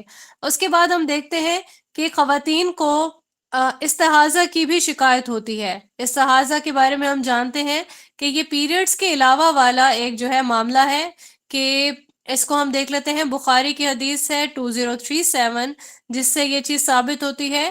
ام المومنین عائشہ رضی اللہ تعالی عنہا سے روایت کی گئی ہے کہ رسول اللہ صلی اللہ علیہ وآلہ وسلم کے ہمراہ آپ صلی اللہ علیہ وآلہ وسلم کی کسی بیوی نے بھی اعتکاف کیا تھا، حالانکہ وہ مستحضہ تھی، ٹھیک ہے؟ تو وہ کیا کرتے کہ اب وہ اپنے دیکھتے تھے کہ ان کا استحاضہ والا جو معاملہ ہے، اس کے باوجود بھی وہ اپنی جو معاملات ہیں اعتکاف والے وہ جاری رکھتی تھی۔ تو اس سے یہ چیز ثابت ہوتی ہے کہ استحاضہ بیماری ہے، کیونکہ نماز سے بھی یہ چیز نہیں روک سکتی، تو پھر یہ چیز اعتکاف سے بھی نہیں روک سکتی ہے، اور طواف سے بھی نہیں روک سکتی ہے۔ بس انسان کو اپنی صفائی کا، اپنے کپڑوں کی پاکیزگی کا خاص خیال رکھتے ہوئے چینج کرتے رہنا چاہیے کپڑے، اور اپنے آپ کو پاک صاف رکھنا چاہیے۔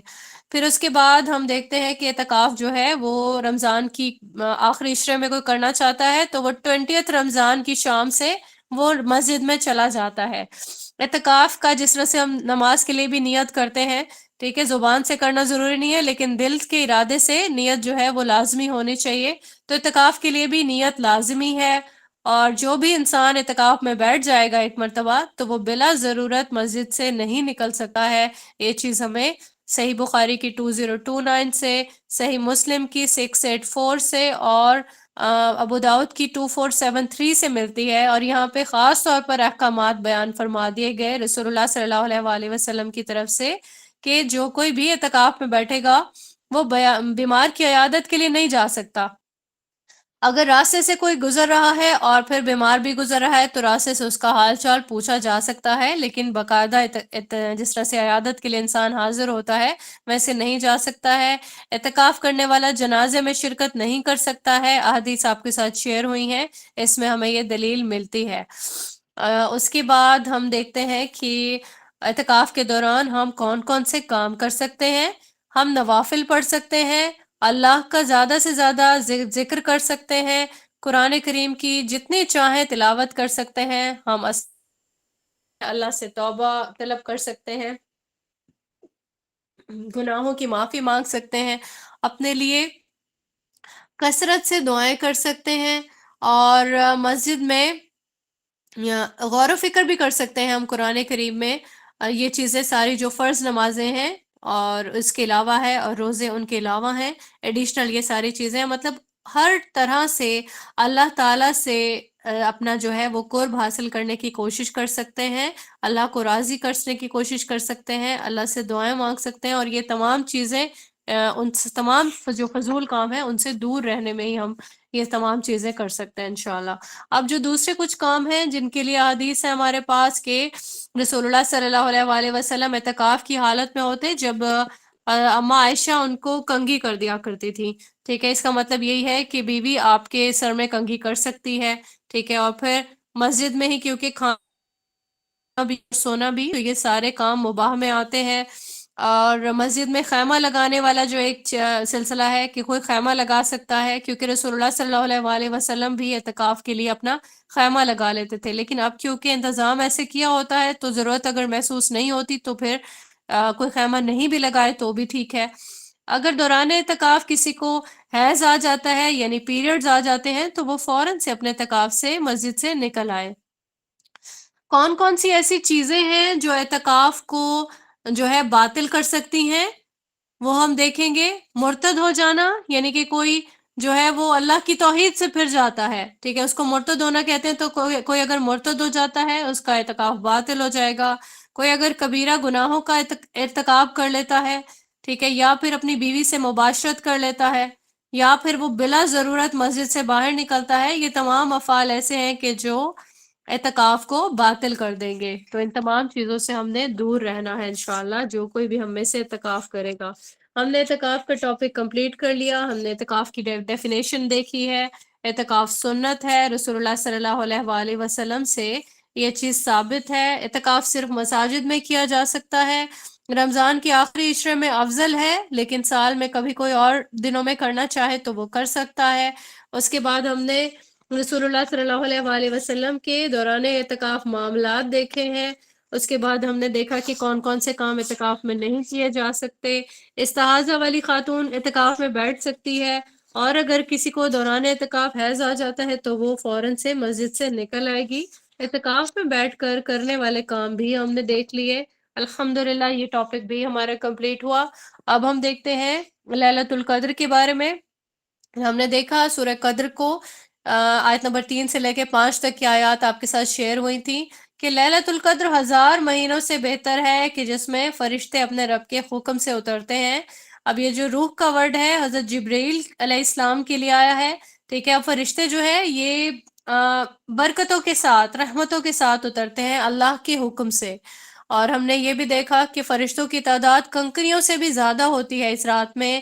اور پھر ہم نے یہ بھی دیکھا کہ قرآن کریم کو اللہ پاک نے لیلۃ القدر میں ہی نازل فرمایا تھا، تو یہاں پہ ہمیں لیلۃ القدر کی خاص طور پر جو برکات ہیں وہ معلوم ہو گئی ہیں۔ اور پھر جو آخری عشرے میں تاک راتوں میں ڈھونڈنے کا جو عمل ہے، اس کا بھی بہت زیادہ اہتمام کرنا چاہیے انسان کو۔ بخاری کی 2017 میں ہم نے دیکھا کہ رسول اللہ صلی اللہ علیہ وآلہ وسلم نے فرمایا کہ اس کو آخری عشرے کی تاک راتوں میں ڈھونڈو۔ اب یہاں پہ کسی ٹائم پہ جو ہے صحابہ جو ہے وہ رسول اللہ صلی اللہ علیہ وآلہ وسلم سے کیونکہ پوچھتے رہتے تھے کہ شب قدر کی رات کے بارے میں بتائیں کہ کون سی رات ہوگی، ٹھیک ہے۔ تو یہاں بخاری میں ہمیں ایک دلیل ملتی ہے 2023 کہ رسول اللہ صلی اللہ علیہ وآلہ وسلم شب قدر میں بتانا چاہتے تھے، لیکن کسی جھگڑے کی وجہ سے جو ہے اللہ پاک نے اس کا علم اٹھایا اور پھر یہی چیز بہتر رکھی انسان کے حق کے لیے کہ وہ آخری عشرے میں ان راتوں کو تلاش کرے۔ اب آخری عشرے میں کون کون سی راتیں ہو سکتی ہیں؟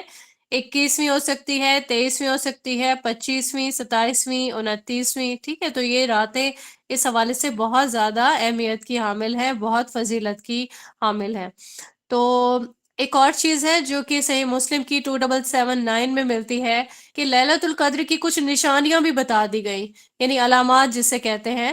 اس میں چاند کے بارے میں تذکرہ کیا گیا ہے کہ چاند ایک تشت کے ایک ٹکڑے کی طرح سے طلوع ہوتا ہے، ٹھیک ہے۔ تو یہ بھی ایک نشانی ہے، اور اللہ تعالیٰ کا قرب پانے والے اس کو جو ہے پا لیتے ہوں گے، اس کے بارے میں جان لیتے ہوں گے۔ تو روایات اس طرح سے ملتی ہیں کہ جس طرح لیلۃ القدر جو ہے وہ ایک معتدل سی رات ہوتی ہے جس میں نہ گرمی لگتی ہے نہ ہی سردی لگتی ہے، اور سورج کی جو سرخی ہے وہ بھی مدھم ہوتی ہے۔ واللہ عالم، بہرحال ہم پھر بھی کوشش یہی کرتے رہیں گے کہ تمام راتوں میں ہم محنت کریں گے انشاءاللہ، تاکہ ہم اس رات کو پائیں اور اس کی فضائل سے، اس کی رحمتوں سے ہم بھی مستفید ہو سکیں اور اللہ تعالیٰ کا قرب پا سکیں۔ اللہ تعالیٰ ہم سب کی بخشش فرمائیں، ہم سب کے جو عذاب والے کام ہیں ان سے ہمیں دور رکھیں۔ اللہ تعالیٰ ہمیں جنت والے راستے کی طرف چلنے کی توفیق عنایت فرمائیں، آمین ثم آمین۔ تو یہاں پہ ہم نے اپنا لیلۃ القدر کا جو ٹاپک ہے وہ بھی کمپلیٹ کر لیا ہے۔ ہم روزے کے بارے میں دیکھتے ہیں کہ روزے میں کچھ احکامات ہیں جس کا ہمیں خاص طور پر خیال رکھنا ہے، انشاءاللہ ان کو ہم گو تھرو کریں گے۔ ہم سب سے پہلے تو یہ دیکھتے ہیں کہ روزہ کیا ہے۔ اب مخصوص دنوں میں مخصوص شرائط کے ساتھ مخصوص چیزوں سے رک جانا روزہ ہے، ٹھیک ہے۔ مخصوص دن کون سے ہیں؟ رمضان کے دن ہیں۔ مخصوص شرائط کون سی ہیں؟ ٹھیک ہے، کون سی شرائط ہیں کہ ہم نے سحری بھی کرنی ہے، ہم نے افطار کرنی ہے، ٹھیک ہے۔ کون کون سے جتنے بھی ہمیں اللہ تعالیٰ نے جو حصے بتا دیے کہ سحری جو ہے وہ صبح صادق کا ایک وقت بتایا، اور پھر اس کو انشاءاللہ ہم ابھی ڈیٹیل کے ساتھ دیکھتے ہیں، اور پھر افطار جو ہے غروب آفتاب کے ساتھ ہوگا، افطار ہوگا۔ مخصوص چیزوں سے رکنے میں کھانا پینا آ سکتا ہے، لڑائی جھگڑا آ سکتا ہے، ٹھیک ہے، میاں بیوی کے تعلقات آ جاتے ہیں، ان سب چیزوں سے رک جانا اس کو روزہ کہتے ہیں۔ ہم نے ابھی قرآن کریم کی آیت ہے سورہ بقرہ کی 184 جس میں ہم نے دیکھا کہ روزہ فرض ہے۔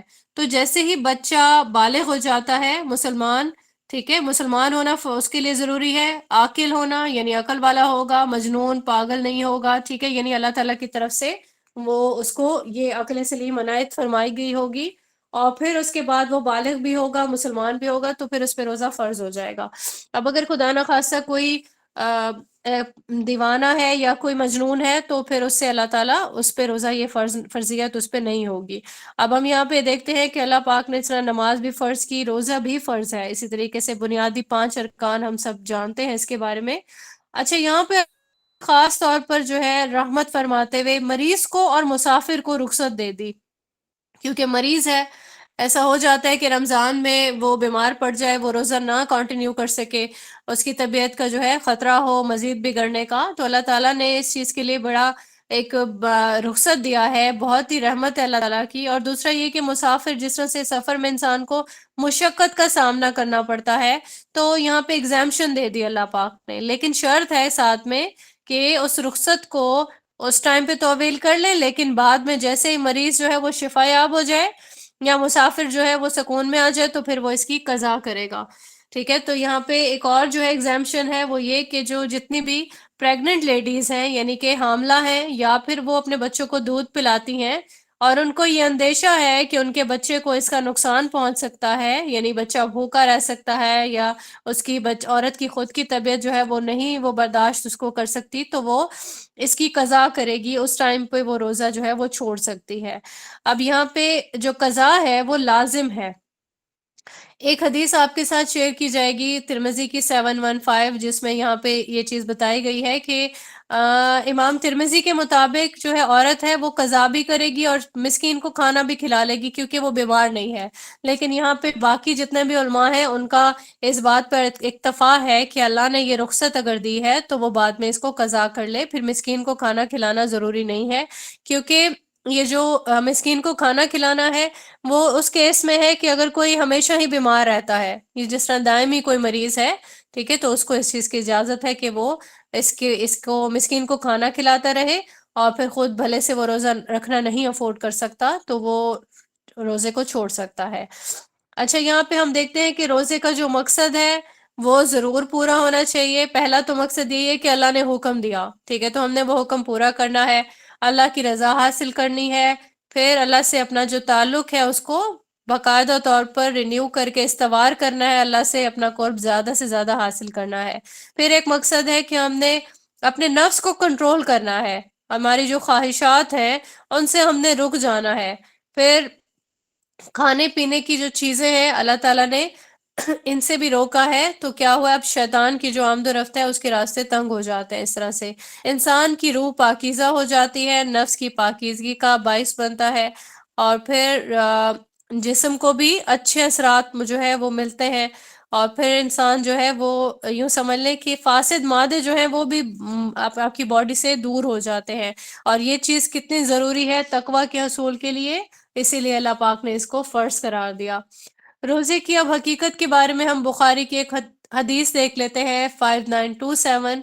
اللہ پاک نے فرمایا ہے کہ جو روزہ ہے یہ میرا ہے، اس کا بدلہ میں خود دوں گا۔ اور یہاں دیکھیں کہ روزے دار کی کیونکہ منہ سے اسمیل آتی ہے روزے کے دوران، تو اللہ نے اس کی جو اسمیل ہے اس کو مشک کی خوشبو سے بھی زیادہ بڑھ کر فرمایا ہے، ٹھیک ہے، تو یہ واقعتاً اللہ کی یہ بہت بڑی رحمت ہے کہ اللہ پاک نے اس کے اجر کو خاص طور پر جو ہے یہاں پہ بیان فرما دیا۔ روزے کی فضیلت کے بارے میں بھی ہم دیکھ لیتے ہیں، بہت ساری احادیث ہیں جس میں سے بخاری کی 1901 ہے، اور اس کے علاوہ صحیح بخاری کی 1397 ہے، اور 1003 ہے، 1151 ہے، اور 1896 ہے صحیح بخاری کی۔ انشاءاللہ یہ ساری آپ کے ساتھ شیئر ہو جائیں گی، جس میں اللہ پاک نے روزے کے اجر کا تذکرہ فرمایا ہے کہ روزے کا اجر اللہ نے اپنے ذمہ لے لیا، روزے کے اکول کوئی بھی چیز نہیں ہے، روزہ جو ہے وہ جنت کا وعدہ ہے، ٹھیک ہے، اور پھر شہداء کے ساتھ ہوگا انسان جو بھی روزے رکھے گا، روزے دار کی ہر عمل کو اللہ پاک 700 گنا تک بڑھا دیں گے۔ پھر جنت کا ایک دروازہ ہے جس کو ریان کا نام دیا جاتا ہے، ٹھیک ہے، خاص طور پر روزے داروں کے لیے کھولا جاتا ہے، اور پھر دوزخ کی آگ سے انسان کو دور کر دیتا ہے کہ کوئی اگر ایک دن کا روزہ رکھتا ہے، ٹھیک ہے، جہاد کرتے ہوئے، اور پھر وہ 70 سال کی تک جو ہے وہ دوزخ کی آگ سے دور ہو جائے گا۔ روزہ جو ہے یہ قیامت کے دن سفارش کرے گا اللہ تعالیٰ کی بارگاہ میں، گناہوں سے بچنے کے لیے یہ ڈھال ہے، اور ابھی ہم نے دیکھا کہ اللہ نے اس کو مشک کی خوشبو سے بھی زیادہ پاکیزہ فرمایا، یعنی جو کستوری کی جو خوشبو ہے اس سے بھی زیادہ یہ پاکیزہ ہے۔ روزے کے دوران اللہ تعالیٰ انسان کی دعا بھی بہت زیادہ قبول فرماتے ہیں۔ اب یہاں پہ ہم اس کی روزے کی سب سے بڑی تو حکمت جو ہے وہ یہی ہے کہ انسان کی ٹریننگ ہو رہی ہوتی ہے، ٹریننگ ہوتی ہے کہ وہ صبر کرے، ٹھیک ہے، کیونکہ ہم روٹین میں تو ہمیں جیسے ہی بھوک لگتی ہے ہم کھانے کی طرف فوراً دوڑ پڑتے ہیں، ٹھیک ہے، کسی کو کوئی کسی بھی چیز کی ارج ہے، پانی کی پیاس ہے، چائے کی، کسی بھی چیز کی، تو ہم رکتے نہیں ہیں، فوراً ہی اپنی وہ خواہش ہے وہ اس کو پورا کر لیتے ہیں۔ لیکن دیکھیں روزے میں ہمیں صبر کرنے کی جو امپورٹنس ہے وہ پتہ چلتی ہے۔ اب جب ہم صبر کرتے ہیں، ہمیں وہ چیز نہیں مل رہی جو ہم چاہ رہے ہیں، بھوک ہے نہیں، اللہ تعالیٰ کا حکم ہے، ہم نے رک جانا ہے، تو نیچرلی ہمارے اندر ایک جذبہ پیدا ہوتا ہے، ٹھیک ہے، کہ دوسرے جو مسلمان ہیں جو بھوکے رہتے ہیں یا وہ افورڈ نہیں، دل میں ہمدردی والے اور رحمت والے جذبات پیدا ہو جاتے ہیں، ٹھیک ہے، ہم اپنے دل میں ان کے لیے محبت فیل کرتے ہیں، اور یہی چیز مومنوں میں اتحاد کا جو ہے باعث بنتی ہے۔ تو روزہ بہت پیاری ٹریننگ ہے اللہ تعالیٰ کی طرف سے۔ پھر انسان کی اخلاقی تربیت بھی ہو رہی ہوتی ہے، کیسے؟ کیونکہ روزے میں انسان باقی تمام جو فضول چیزیں ہیں نا ان سے دور رہ رہا ہوتا ہے، گالی گلوچ سے، لڑائی جھگڑے سے، تو اگر ہم جھوٹ بھی نہیں بول رہے، بہت ساری ایسی چیزیں ہم کر رہے ہوتے ہیں، تو یہ ہماری ٹریننگ ہو گئی، پورا مہینہ ہم نے ان چیزوں سے چھٹکارا حاصل کیا، ہم گناہوں سے دور رہے، تو باقی پورا سال بھی ہم یہ سب کچھ کر سکتے ہیں۔ تو یہ ایک بہت پیارا ایک سلسلہ ہے اللہ تعالیٰ کی طرف سے، انسان کے اندر شکر گزاری والے جذبات پیدا ہو جاتے ہیں۔ یہاں پہ ہم نے ابھی دیکھا تھا، ابو داؤد کی حدیث دیکھی 4401، روزے کی شرائط کے حوالے سے، ایک تو اس انسان کا مسلمان ہونا ضروری ہے، وہ عاقل ہو، وہ بالغ ہو، اور عورت کے لیے ایڈیشنل ہے کہ وہ حیض کیونکہ روزہ اور نماز جو ہے اس میں حیض و نفاس سے پاک ہونا عورت کے لیے بہت ضروری ہے، بخاری کی 1951 ہے حدیث، یہ چیز وہاں سے ہمیں ملتی ہے۔ پھر ہم نے روزے کے ارکان دیکھنے ہیں، جس پہ نیت آتی ہے، اور اس کے بعد کھانے پینے سے مجامعت سے دور رہنا آتا ہے، اور پھر اس کے بعد طلوع فجر سے غروب آفتاب تک، یعنی پورا دن ہم نے ان تمام چیزوں سے روکے رہنا ہے۔ اب یہ ساری چیزیں روزے کے ارکان میں آتی ہیں۔ سنتیں دیکھتے ہیں ہم روزے کی کیا کیا ہیں، سحری کرنا رات کے آخری حصے میں، ٹھیک ہے، روزے کی نیت سے سحری کرنا، اور پھر سحری میں تاخیر کرنا صبح صادق کے نمایاں ہونے تک، بخاری کی 1961 سے پتہ چلتا ہے۔ افطار میں جلدی کرنا، بخاری کی 1957 سے۔ اس کے بعد سنت ہے روزے کی کہ کھجور یا پانی سے آپ صلی اللہ علیہ وآلہ وسلم روزہ افطار فرماتے تھے، تو ابو داؤد کی 2356 سے ہمیں یہ چیز پتہ چلتی ہے۔ ابو داؤد کی 2 احادیث شیئر ہوں گی آپ سے، 2357 اور 807، یہاں پہ ہمیں افطار کی جو دعا ہے وہ ہمیں ملتی ہے، ٹھیک ہے، تو اس کو ہی یاد کریں، اور انشاءاللہ یہی دعا پڑھا کریں آپ، کیونکہ رسول اللہ صلی اللہ علیہ وآلہ وسلم بھی یہی دعا مانگا کرتے تھے، جس میں فرمایا جا رہا ہے پیاس ختم ہو گئی، رگیں تر ہو گئی، اور اگر اللہ نے چاہا تو ثواب مل گیا۔ اور رسول اللہ صلی اللہ علیہ وآلہ وسلم کی سنت سے ثابت ہے افطار کروانا بھی، ترمذی کی 807 سے ہمیں پتہ چلتا ہے۔ تو یہاں تک ہم نے کیا کیا چیزیں دیکھی ہیں، ہم نے روزے کی ڈیفینیشن دیکھی ہے، روزے کی فرضیت کے بارے میں دیکھا، ہم نے روزے کے مقاصد کے بارے میں دیکھا، ٹھیک ہے، کیا کیا مقصد حاصل ہوتے ہیں روزے سے۔ پھر ہم نے دیکھا کہ روزے کی فضیلت جو ہے اس میں ہمیں کیا کیا فضائل حاصل ہوں گے۔ اس کے بعد ہم نے روزے کی حکمتیں دیکھی، انسان کی ٹریننگ ہو رہی ہے، انسان کیسے اپنے آپ کو ایک بہتر طریقے سے ریوائو کر سکتا ہے۔ اس کے بعد ہم نے روزے کی شرائط دیکھی ہیں، روزہ رکھنے کے لیے کون کون سی شرائط ہے، خواتین کے لیے اور ایک عام انسان کے لیے۔ اس کے بعد ہم نے روزے کی سنتیں دیکھی ہیں، روزے کے ارکان دیکھے ہیں۔ اب ہم یہ دیکھتے ہیں کہ ہم روزے کی حالت میں کون کون سے کام کر سکتے ہیں جو ہمارے لیے جائز ہیں۔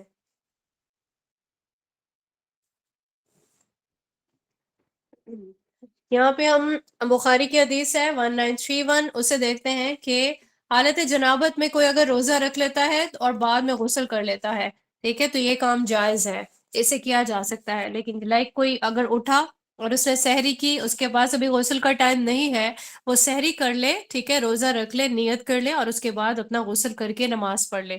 ایسا نہیں کر سکتے کہ فجر بھی چھوڑ دیں آپ، ٹھیک ہے، یہ چیز جو ہے کچھ لوگوں نے اس کی ریلیکسیشن کو بہت زیادہ لے لیا ہے، نمازیں فرض ہیں جس طرح روزہ فرض ہے، تو یہ ہمیں بخاری کی 1931 سے پتہ چلتا ہے۔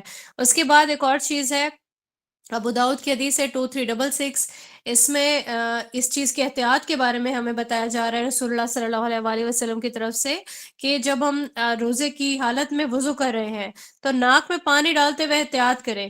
ہمیں ویسے روٹین میں تو ہم سانس سے کھینچ کے ناک کے اندر پانی لے جاتے ہیں، ٹھیک ہے، اور پھر بعد میں ناک کو جھاڑتے ہیں، لیکن روزے کی حالت میں احتیاط کرنی چاہیے کہ بالکل ناک کے ذریعے سے پانی گلے میں نہیں چلا جائے۔ اس کے بعد ہم دیکھتے ہیں کہ کچھ لوگ انجیکشن بھی لگوا لیتے ہیں۔ اب کوئی اگر ایسا انجیکشن ہے جو کہ واقعی آپ کی صحت کے لیے ضروری ہے، ٹھیک ہے، جس کو آپ کسی بیماری سے بچنے کے لیے لگوا رہے ہیں، تو ایسا ٹیکہ تو لگوایا جا سکتا ہے۔ لیکن کوئی اگر طاقت کا لگوا رہا ہے ٹیکہ، ٹھیک ہے، تو وہ جائز نہیں ہے۔ وہ اس کا مقصد یہ نہیں ہے کہ آپ مطلب روزے میں اس کو لگوائیں اور پھر اسے انرجی گین کرتے رہیں۔ اس کے بعد آتا ہے کہ جس طرح سے یہ روٹین کے کام ہے، تیل لگا سکتے ہیں، کنگھی کر سکتے ہیں، اگر آپ کو گرمی لگ رہی ہے آپ غسل کر سکتے ہیں، ٹھیک ہے۔ ابو داؤد کی 2365 حدیث سے یہ چیز پتہ چلتی ہے۔ اگر ناک آپ کا کوئی بیماری ہے اور دوا ڈالنا چاہتے ہیں تو احتیاط ضروری ہے کہ وہ گلے کے اندر نہیں چلا جائے، ٹھیک ہے۔ تو یہ دوائی اتنی ہی حد تک ڈالی جا سکتی ہے کہ جتنی ضروری ہے۔ اور پھر اگر جس طرح سے خواتین گھر میں کوکنگ کر رہی ہیں، ان کو یہ خطرہ ہے کہ اس کا ذائقہ خراب نہیں ہو جائے، چکھنا چاہتی ہیں، ٹھیک ہے، تو اس کو چکھا جا سکتا ہے، لیکن یہ شرط ہے کہ اس کو کھایا نہیں جائے، حلق کے اندر نہیں جائے۔ آپ کی زبان اس کو صرف ٹیسٹ کر سکتی ہے، اس کے بعد آپ اس کو تھوک دیں۔ پھر اس کے بعد ایک اور چیز ہے، نکسیر کسی کو آ جاتی ہے، ٹھیک ہے، کیونکہ نکسیر آنے پہ کسی کا اختیار نہیں ہے، تو اس لیے روزے کو کوئی فرق نہیں پہنچے گا۔ نکسیر کسی کو آ جاتی ہے تو وہ روزے کو کنٹینیو رکھے گا۔ اس کے بعد آ جاتا ہے بخاری کی ایک حدیث ہے 1938، جس میں رسول اللہ صلی اللہ علیہ وآلہ وسلم سے ایک چیز ثابت ہے کہ آپ نے حجامہ کروایا تھا، ٹھیک ہے۔ پھر اس کے علاوہ جو ہے ہم نے ابھی جا سکتی ہے، تو آنکھ میں بھی اسی حوالے سے کوئی آنکھ کو تکلیف ہے تو پہلے تو کوشش یہی کرنی چاہیے کہ سحر اور افطار میں ہم آنکھ میں ہی دوائی ڈال لیں اپنا، یا کان میں، ٹھیک ہے۔ تو اگر پھر بھی ضروری ہے تو آپ ایسی ہی خیال سے ڈالیں کہ یہ چیز حلق میں نہیں جائے۔ بیوی کو جو بوسہ دینا ہے، ٹھیک ہے، اگر انسان کی شہوت کو خطرہ نہیں ہے تو وہ جو ہے وہ بوسہ بھی دے سکتا ہے، کیونکہ یہ چیز ہمیں بخاری کی 1928 حدیث سے ملتی ہے۔ پھر اس کے علاوہ باقی جتنی بھی چیزیں ہیں، سوپ سے آپ منہ دھو رہے ہیں، کوئی اگر ہلکا سا اپنے شوہر کے لیے زینت اختیار کر رہا ہے، میک اپ وغیرہ، ٹھیک ہے، تو یہ چیز استعمال کی جا سکتی ہے، لیکن احتیاط ضروری ہے۔ اور پھر خوشبو لگائی جا سکتی ہے، ٹھیک ہے، اور پھر جو ہے تھوک نکلی جا سکتی ہے۔ کوئی بلا اختیار کوئی چیز اگر پیٹ منہ کے اندر چلی جاتی ہے تو جس میں انسان کا اختیار نہیں ہے تو وہ بھی ٹھیک ہے۔ ایک اور چیز ہے یہ جو 1933 صحیح بخاری کی، کہ اگر کوئی بھولے سے کھا لیتا ہے، ٹھیک ہے، جان بوجھ کر تو نہیں کھا سکتا، کوئی اگر بھول گیا اور اس نے کچھ کھا لیا، ٹھیک ہے، تو جو اس کے پاس بیٹھا ہے وہ اس کو اس چیز کو یاد دلا دے کہ آپ روزے سے ہیں، اور لیکن اگر اس نے کھا لیا اس کے روزے کو کوئی فرق نہیں پڑے گا، کیونکہ وہ اس نے جان بوجھ کر ایسا نہیں کیا۔ پھر کبھی ایسا ہوتا ہے کہ باڈی سے کہیں سے چوٹ لگ گئی، خون نکل آیا، تو روزے کو اس سے کوئی فرق نہیں پڑے گا۔ دانت سے خون نکل سکتا ہے، عورت اپنے بچے کو فیڈ کروا سکتی ہے، کلی جس طرح سے انسان روزے میں نماز پڑھنی ہے کلی کر سکتا ہے، ٹھیک ہے۔ تو اس میں احتیاط ضروری ہے کہ آپ کے حلق میں پانی نہیں جائے۔ اور لیکن یہ ہے کہ انسان کو دور رہنا ہے کن کن چیزوں سے، مکروہ امور کون کون سے ہیں۔ آپ اپنی بیوی کو اگر شہوت سے دیکھتے رہیں، ٹھیک ہے، یہ مکروہ ہے، یا پھر جان بوجھ کر جو ہے اس سے ٹچ ہو جائے، یا جان بوجھ کر منہ میں کوئی چیز ڈالیں اور چبانے لگے، اور جو ہنڈیا کو چکھ رہے ہیں، مطلب ضروری بھی نہیں ہے آپ اس کو چکھ رہے ہیں، ٹھیک ہے، تو یہ ان کو مکروہ کہا جاتا ہے۔ ایسے کام ہیں جو ناپسندیدہ ہیں، یہ نہیں کرے تو بہتر ہے۔ اسی طریقے سے حجامہ کروانا بھی مکروہ ہے، اگر بہت ضروری ہے، ٹھیک ہے، تو کیا جا سکتا ہے، گناہ نہیں ہوگا، لیکن بہتر ہے کہ نہ کیا جائے۔ پھر ہم دیکھتے ہیں کہ کون کون سے ایسے کام ہیں جن سے روزہ ٹوٹ جاتا ہے۔ جان بوجھ کر کھانے پینے سے روزہ ٹوٹ جاتا ہے، اور جان بوجھ کر کوئی کیا کرتا ہے اس سے بھی ٹوٹ جاتا ہے۔ ابو داؤد کی حدیث 2380 سے پتہ چلتا ہے کہ اگر خود بخود کیا آ جاتی ہے تو روزہ نہیں ٹوٹے گا، لیکن اگر کوئی انگلی ڈال رہا ہے منہ میں یا پھر جان بوجھ کر کیا کر رہا ہے تو یہ روزے کو نقصان پہنچائے گی۔ مباشرت کرنے سے بھی روزہ ٹوٹ جاتا ہے، ایون اس کا کفارہ بھی بہت سخت ہے۔ اس کا کفارہ ہمیں ملتا ہے صحیح بخاری کی حدیث 1936 میں جو ہے بیان فرمایا گیا ہے کہ کوئی کفارہ جو ہے وہ غلام آزاد کرے گا اس کے لیے، یا پھر 2 مہینے کے لگاتار روزے رکھے گا بغیر چھوڑے، یا پھر جو ہے وہ 60 مسکینوں کو کھانا کھلائے گا۔ پھر اس کے بعد اگر کسی کو حیض آ جاتا ہے، ٹھیک ہے، اس سے بھی روزہ ٹوٹ جائے گا۔ اور اگر کوئی ڈرپ لگوا لیتا ہے، ٹھیک ہے، جیسے کوئی گلوکوز کی کوئی ایسی چیز اپنی باڈی کے اندر، یہ بھی روزے کو افطار کرنے کی طرح ہی ہے۔ اور اگر کوئی جان بوجھ کر اپنا جو منی کا انزال ہے وہ کرتا ہے، ٹھیک ہے، بلا اختیار اگر ہو جاتا ہے ایسا، تو روزہ نہیں ٹوٹے گا، جیسے کہ احتلام وغیرہ ہوتا ہے، کیونکہ اس پہ انسان کا اس پہ اختیار نہیں ہے۔ لیکن اگر جان بوجھ کے کوئی ایسا کرتا ہے تو روزہ اس سے ٹوٹ جائے گا۔ اچھا، روزے کی رخصتیں دیکھ لیتے ہیں۔ روزے میں کون کون سی جو ہے رخصتیں ہیں۔ کوئی اگر نابالغ ہے اس پہ روزہ فرض نہیں ہے، کوئی اگر مجنون ہے اس پہ فرض نہیں ہے، اور پھر اگر کوئی مریض ہے، ٹھیک ہے، اگر وہ اپنی طبیعت نہیں محسوس کرتا کہ وہ روزہ رکھ سکے گا تو وہ بعد میں روزہ رکھے، قضا اس کی لازماً کرنی ہوگی۔ اس کے بعد اگر کوئی پریگننٹ لیڈی ہے یا پھر کوئی دودھ پلانے والی ماں ہے تو وہ بھی روزہ چھوڑ سکتی ہے، لیکن قضا کرے گی بعد میں۔ اسی طریقے سے حیض میں چھوڑے گئے جو روزے ہیں اس کو بھی بعد میں قضا کرنا پڑے گا، اور وہ بھی روزے obviously وہ چھوڑنے ہوتے ہیں تو وہ چھوڑے ہی جائیں گے، بخاری میں یہ چیز ملتی ہے۔ اس کے بعد ہم دیکھتے ہیں کہ کوئی انسان فدیہ دے سکتا ہے جو دائمی مریض ہے۔ دائمی مریض یعنی کہ وہ ٹھیک نہیں ہو سکتا، یا عمر کے اس حصے کو پہنچ گیا، بوڑھا ہو گیا، اس کے اندر طاقت نہیں ہے کہ وہ روزہ رکھ سکے گا، تو وہ ہر روز ایک مسکین کو کھانا کھلائے گا، یہی اس کا فدیہ ہے، پھر اس پہ قضا فرض نہیں ہوگی۔ مسافر کے لیے قضا ضروری ہے، وہ روزہ چھوڑ سکتا ہے رمضان کا، لیکن بعد میں وہ قضا کرے گا۔ اسی طریقے سے اگر کوئی اضطراری حالت پہ آ جاتا ہے، لائک وہ کہیں آگ لگ جاتی ہے، ٹھیک ہے، اور وہ لوگوں کو بچا رہا ہے، یا پھر وہ کوئی انسان ڈوب رہا ہے، اس کو کوئی بچانے لگ گیا، ٹھیک ہے، تو اگر اس کو لگتا ہے کہ روزہ توڑے بغیر وہ یہ کام نہیں کر سکے گا تو وہ اس روزے کو توڑ سکتا ہے، اس کی بعد میں قضا کر دے گا، ٹھیک ہے۔ تو روزوں کی قضا کے بارے میں بھی ہم دیکھ لیتے ہیں کہ انسان جو ہے وہ روزے بعد میں کبھی بھی اس کی قضا کر لے گا، ٹھیک ہے۔ اور یہاں پہ ہم دیکھ لیتے ہیں، بخاری کی ایک حدیث ہے 1952 کہ کسی کے جو جس طرح سے والدین نے کوئی نظر مانی ہے، ٹھیک ہے، وہ یا پھر ان کے کوئی فرض روزے چھوٹتے ہیں تو جو وارث میں سے کوئی بھی ان کے روزے کی قضا دے سکتا ہے، اور پھر یہ اگلے رمضان سے پہلے پہلے ان جو چھوڑے ہوئے روزے ہیں ان کی قضا کر لینی چاہیے، اور اس میں تواتر بھی ضروری نہیں ہے، آپ وقفے وقفے سے یہ روزے رکھ سکتے ہیں، ٹھیک ہے۔ تو یہاں پہ ہم نے یہ چیز بھی دیکھ لی، کیونکہ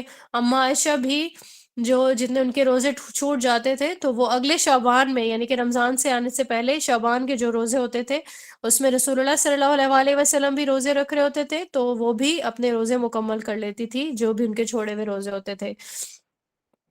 تو یہاں پہ ہم دیکھتے ہیں کہ ہم نے روزوں کے حوالے سے احکامات کو دیکھ لیا کہ کون روزے ہم کس طریقے سے روزے کا پروٹوکول پوری طریقے سے برقرار رکھ سکتے ہیں، ٹھیک ہے۔ روزہ ہمارے لیے فرض ہے، روزے کے مقاصد کو دیکھا، فضائل دیکھا، روزے کی حقیقت دیکھی ہے ہم نے، روزے کی حکمتیں دیکھی ہیں، ہم کیا کیا ہماری ٹریننگ ہوتی ہے، ہم کیسے گروم ہو سکتے ہیں، پھر ہم نے روزے کی شرائط دیکھی۔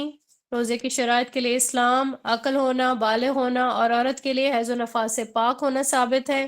روزے کے ارکان کے بارے میں دیکھا، روزے کی سنتیں، رسول اللہ صلی اللہ علیہ وسلم کے جو طریقہ کار تھا وہ دیکھا ہم نے۔ روزے کی حالت میں ہے وہ ہم نے دیکھے ہیں، کن چیزوں سے روزہ ٹوٹ جاتا ہے، کون سی چیزیں مکروہ ہیں، روزے کی رخصتیں بھی ہم نے دیکھی، اور پھر قضا روزوں کی جو حقیقت ہے اس کے احکامات بھی ہم نے دیکھ لیے۔ تو یہاں پہ ہمارا یہ ٹاپک کمپلیٹ ہوتا ہے۔ دعا کرتے ہیں ہم اللہ تعالیٰ سے کہ اللہ تعالیٰ نے جتنا بھی ہم نے یہاں پہ پڑھنے کی توفیق عنایت فرمائی، اللہ پاک ہم سب کو اس سب پہ عمل کرنے کی بھی توفیق عنایت فرمائے، اور ہم دوسروں کو بھی اس سب کے بارے میں گائیڈ کرنے والے بن سکیں۔ اللہ تعالیٰ ہم سب کا حامی و ناصر ہوں، اللہ تعالیٰ ہم سب کی بخشش فرمائے، ہمیں جنت تک لے جانے والا راستہ ہمارے لیے آسان فرما دے۔ آمین ثم آمین، وآخر الدعوان ان الحمد للہ رب العالمین۔ سبحانک اللہم وبحمدک، نشہد ان لا الہ الا انت، نستغفرک ونتوب الیک۔ السلام علیکم ورحمۃ اللہ وبرکاتہ۔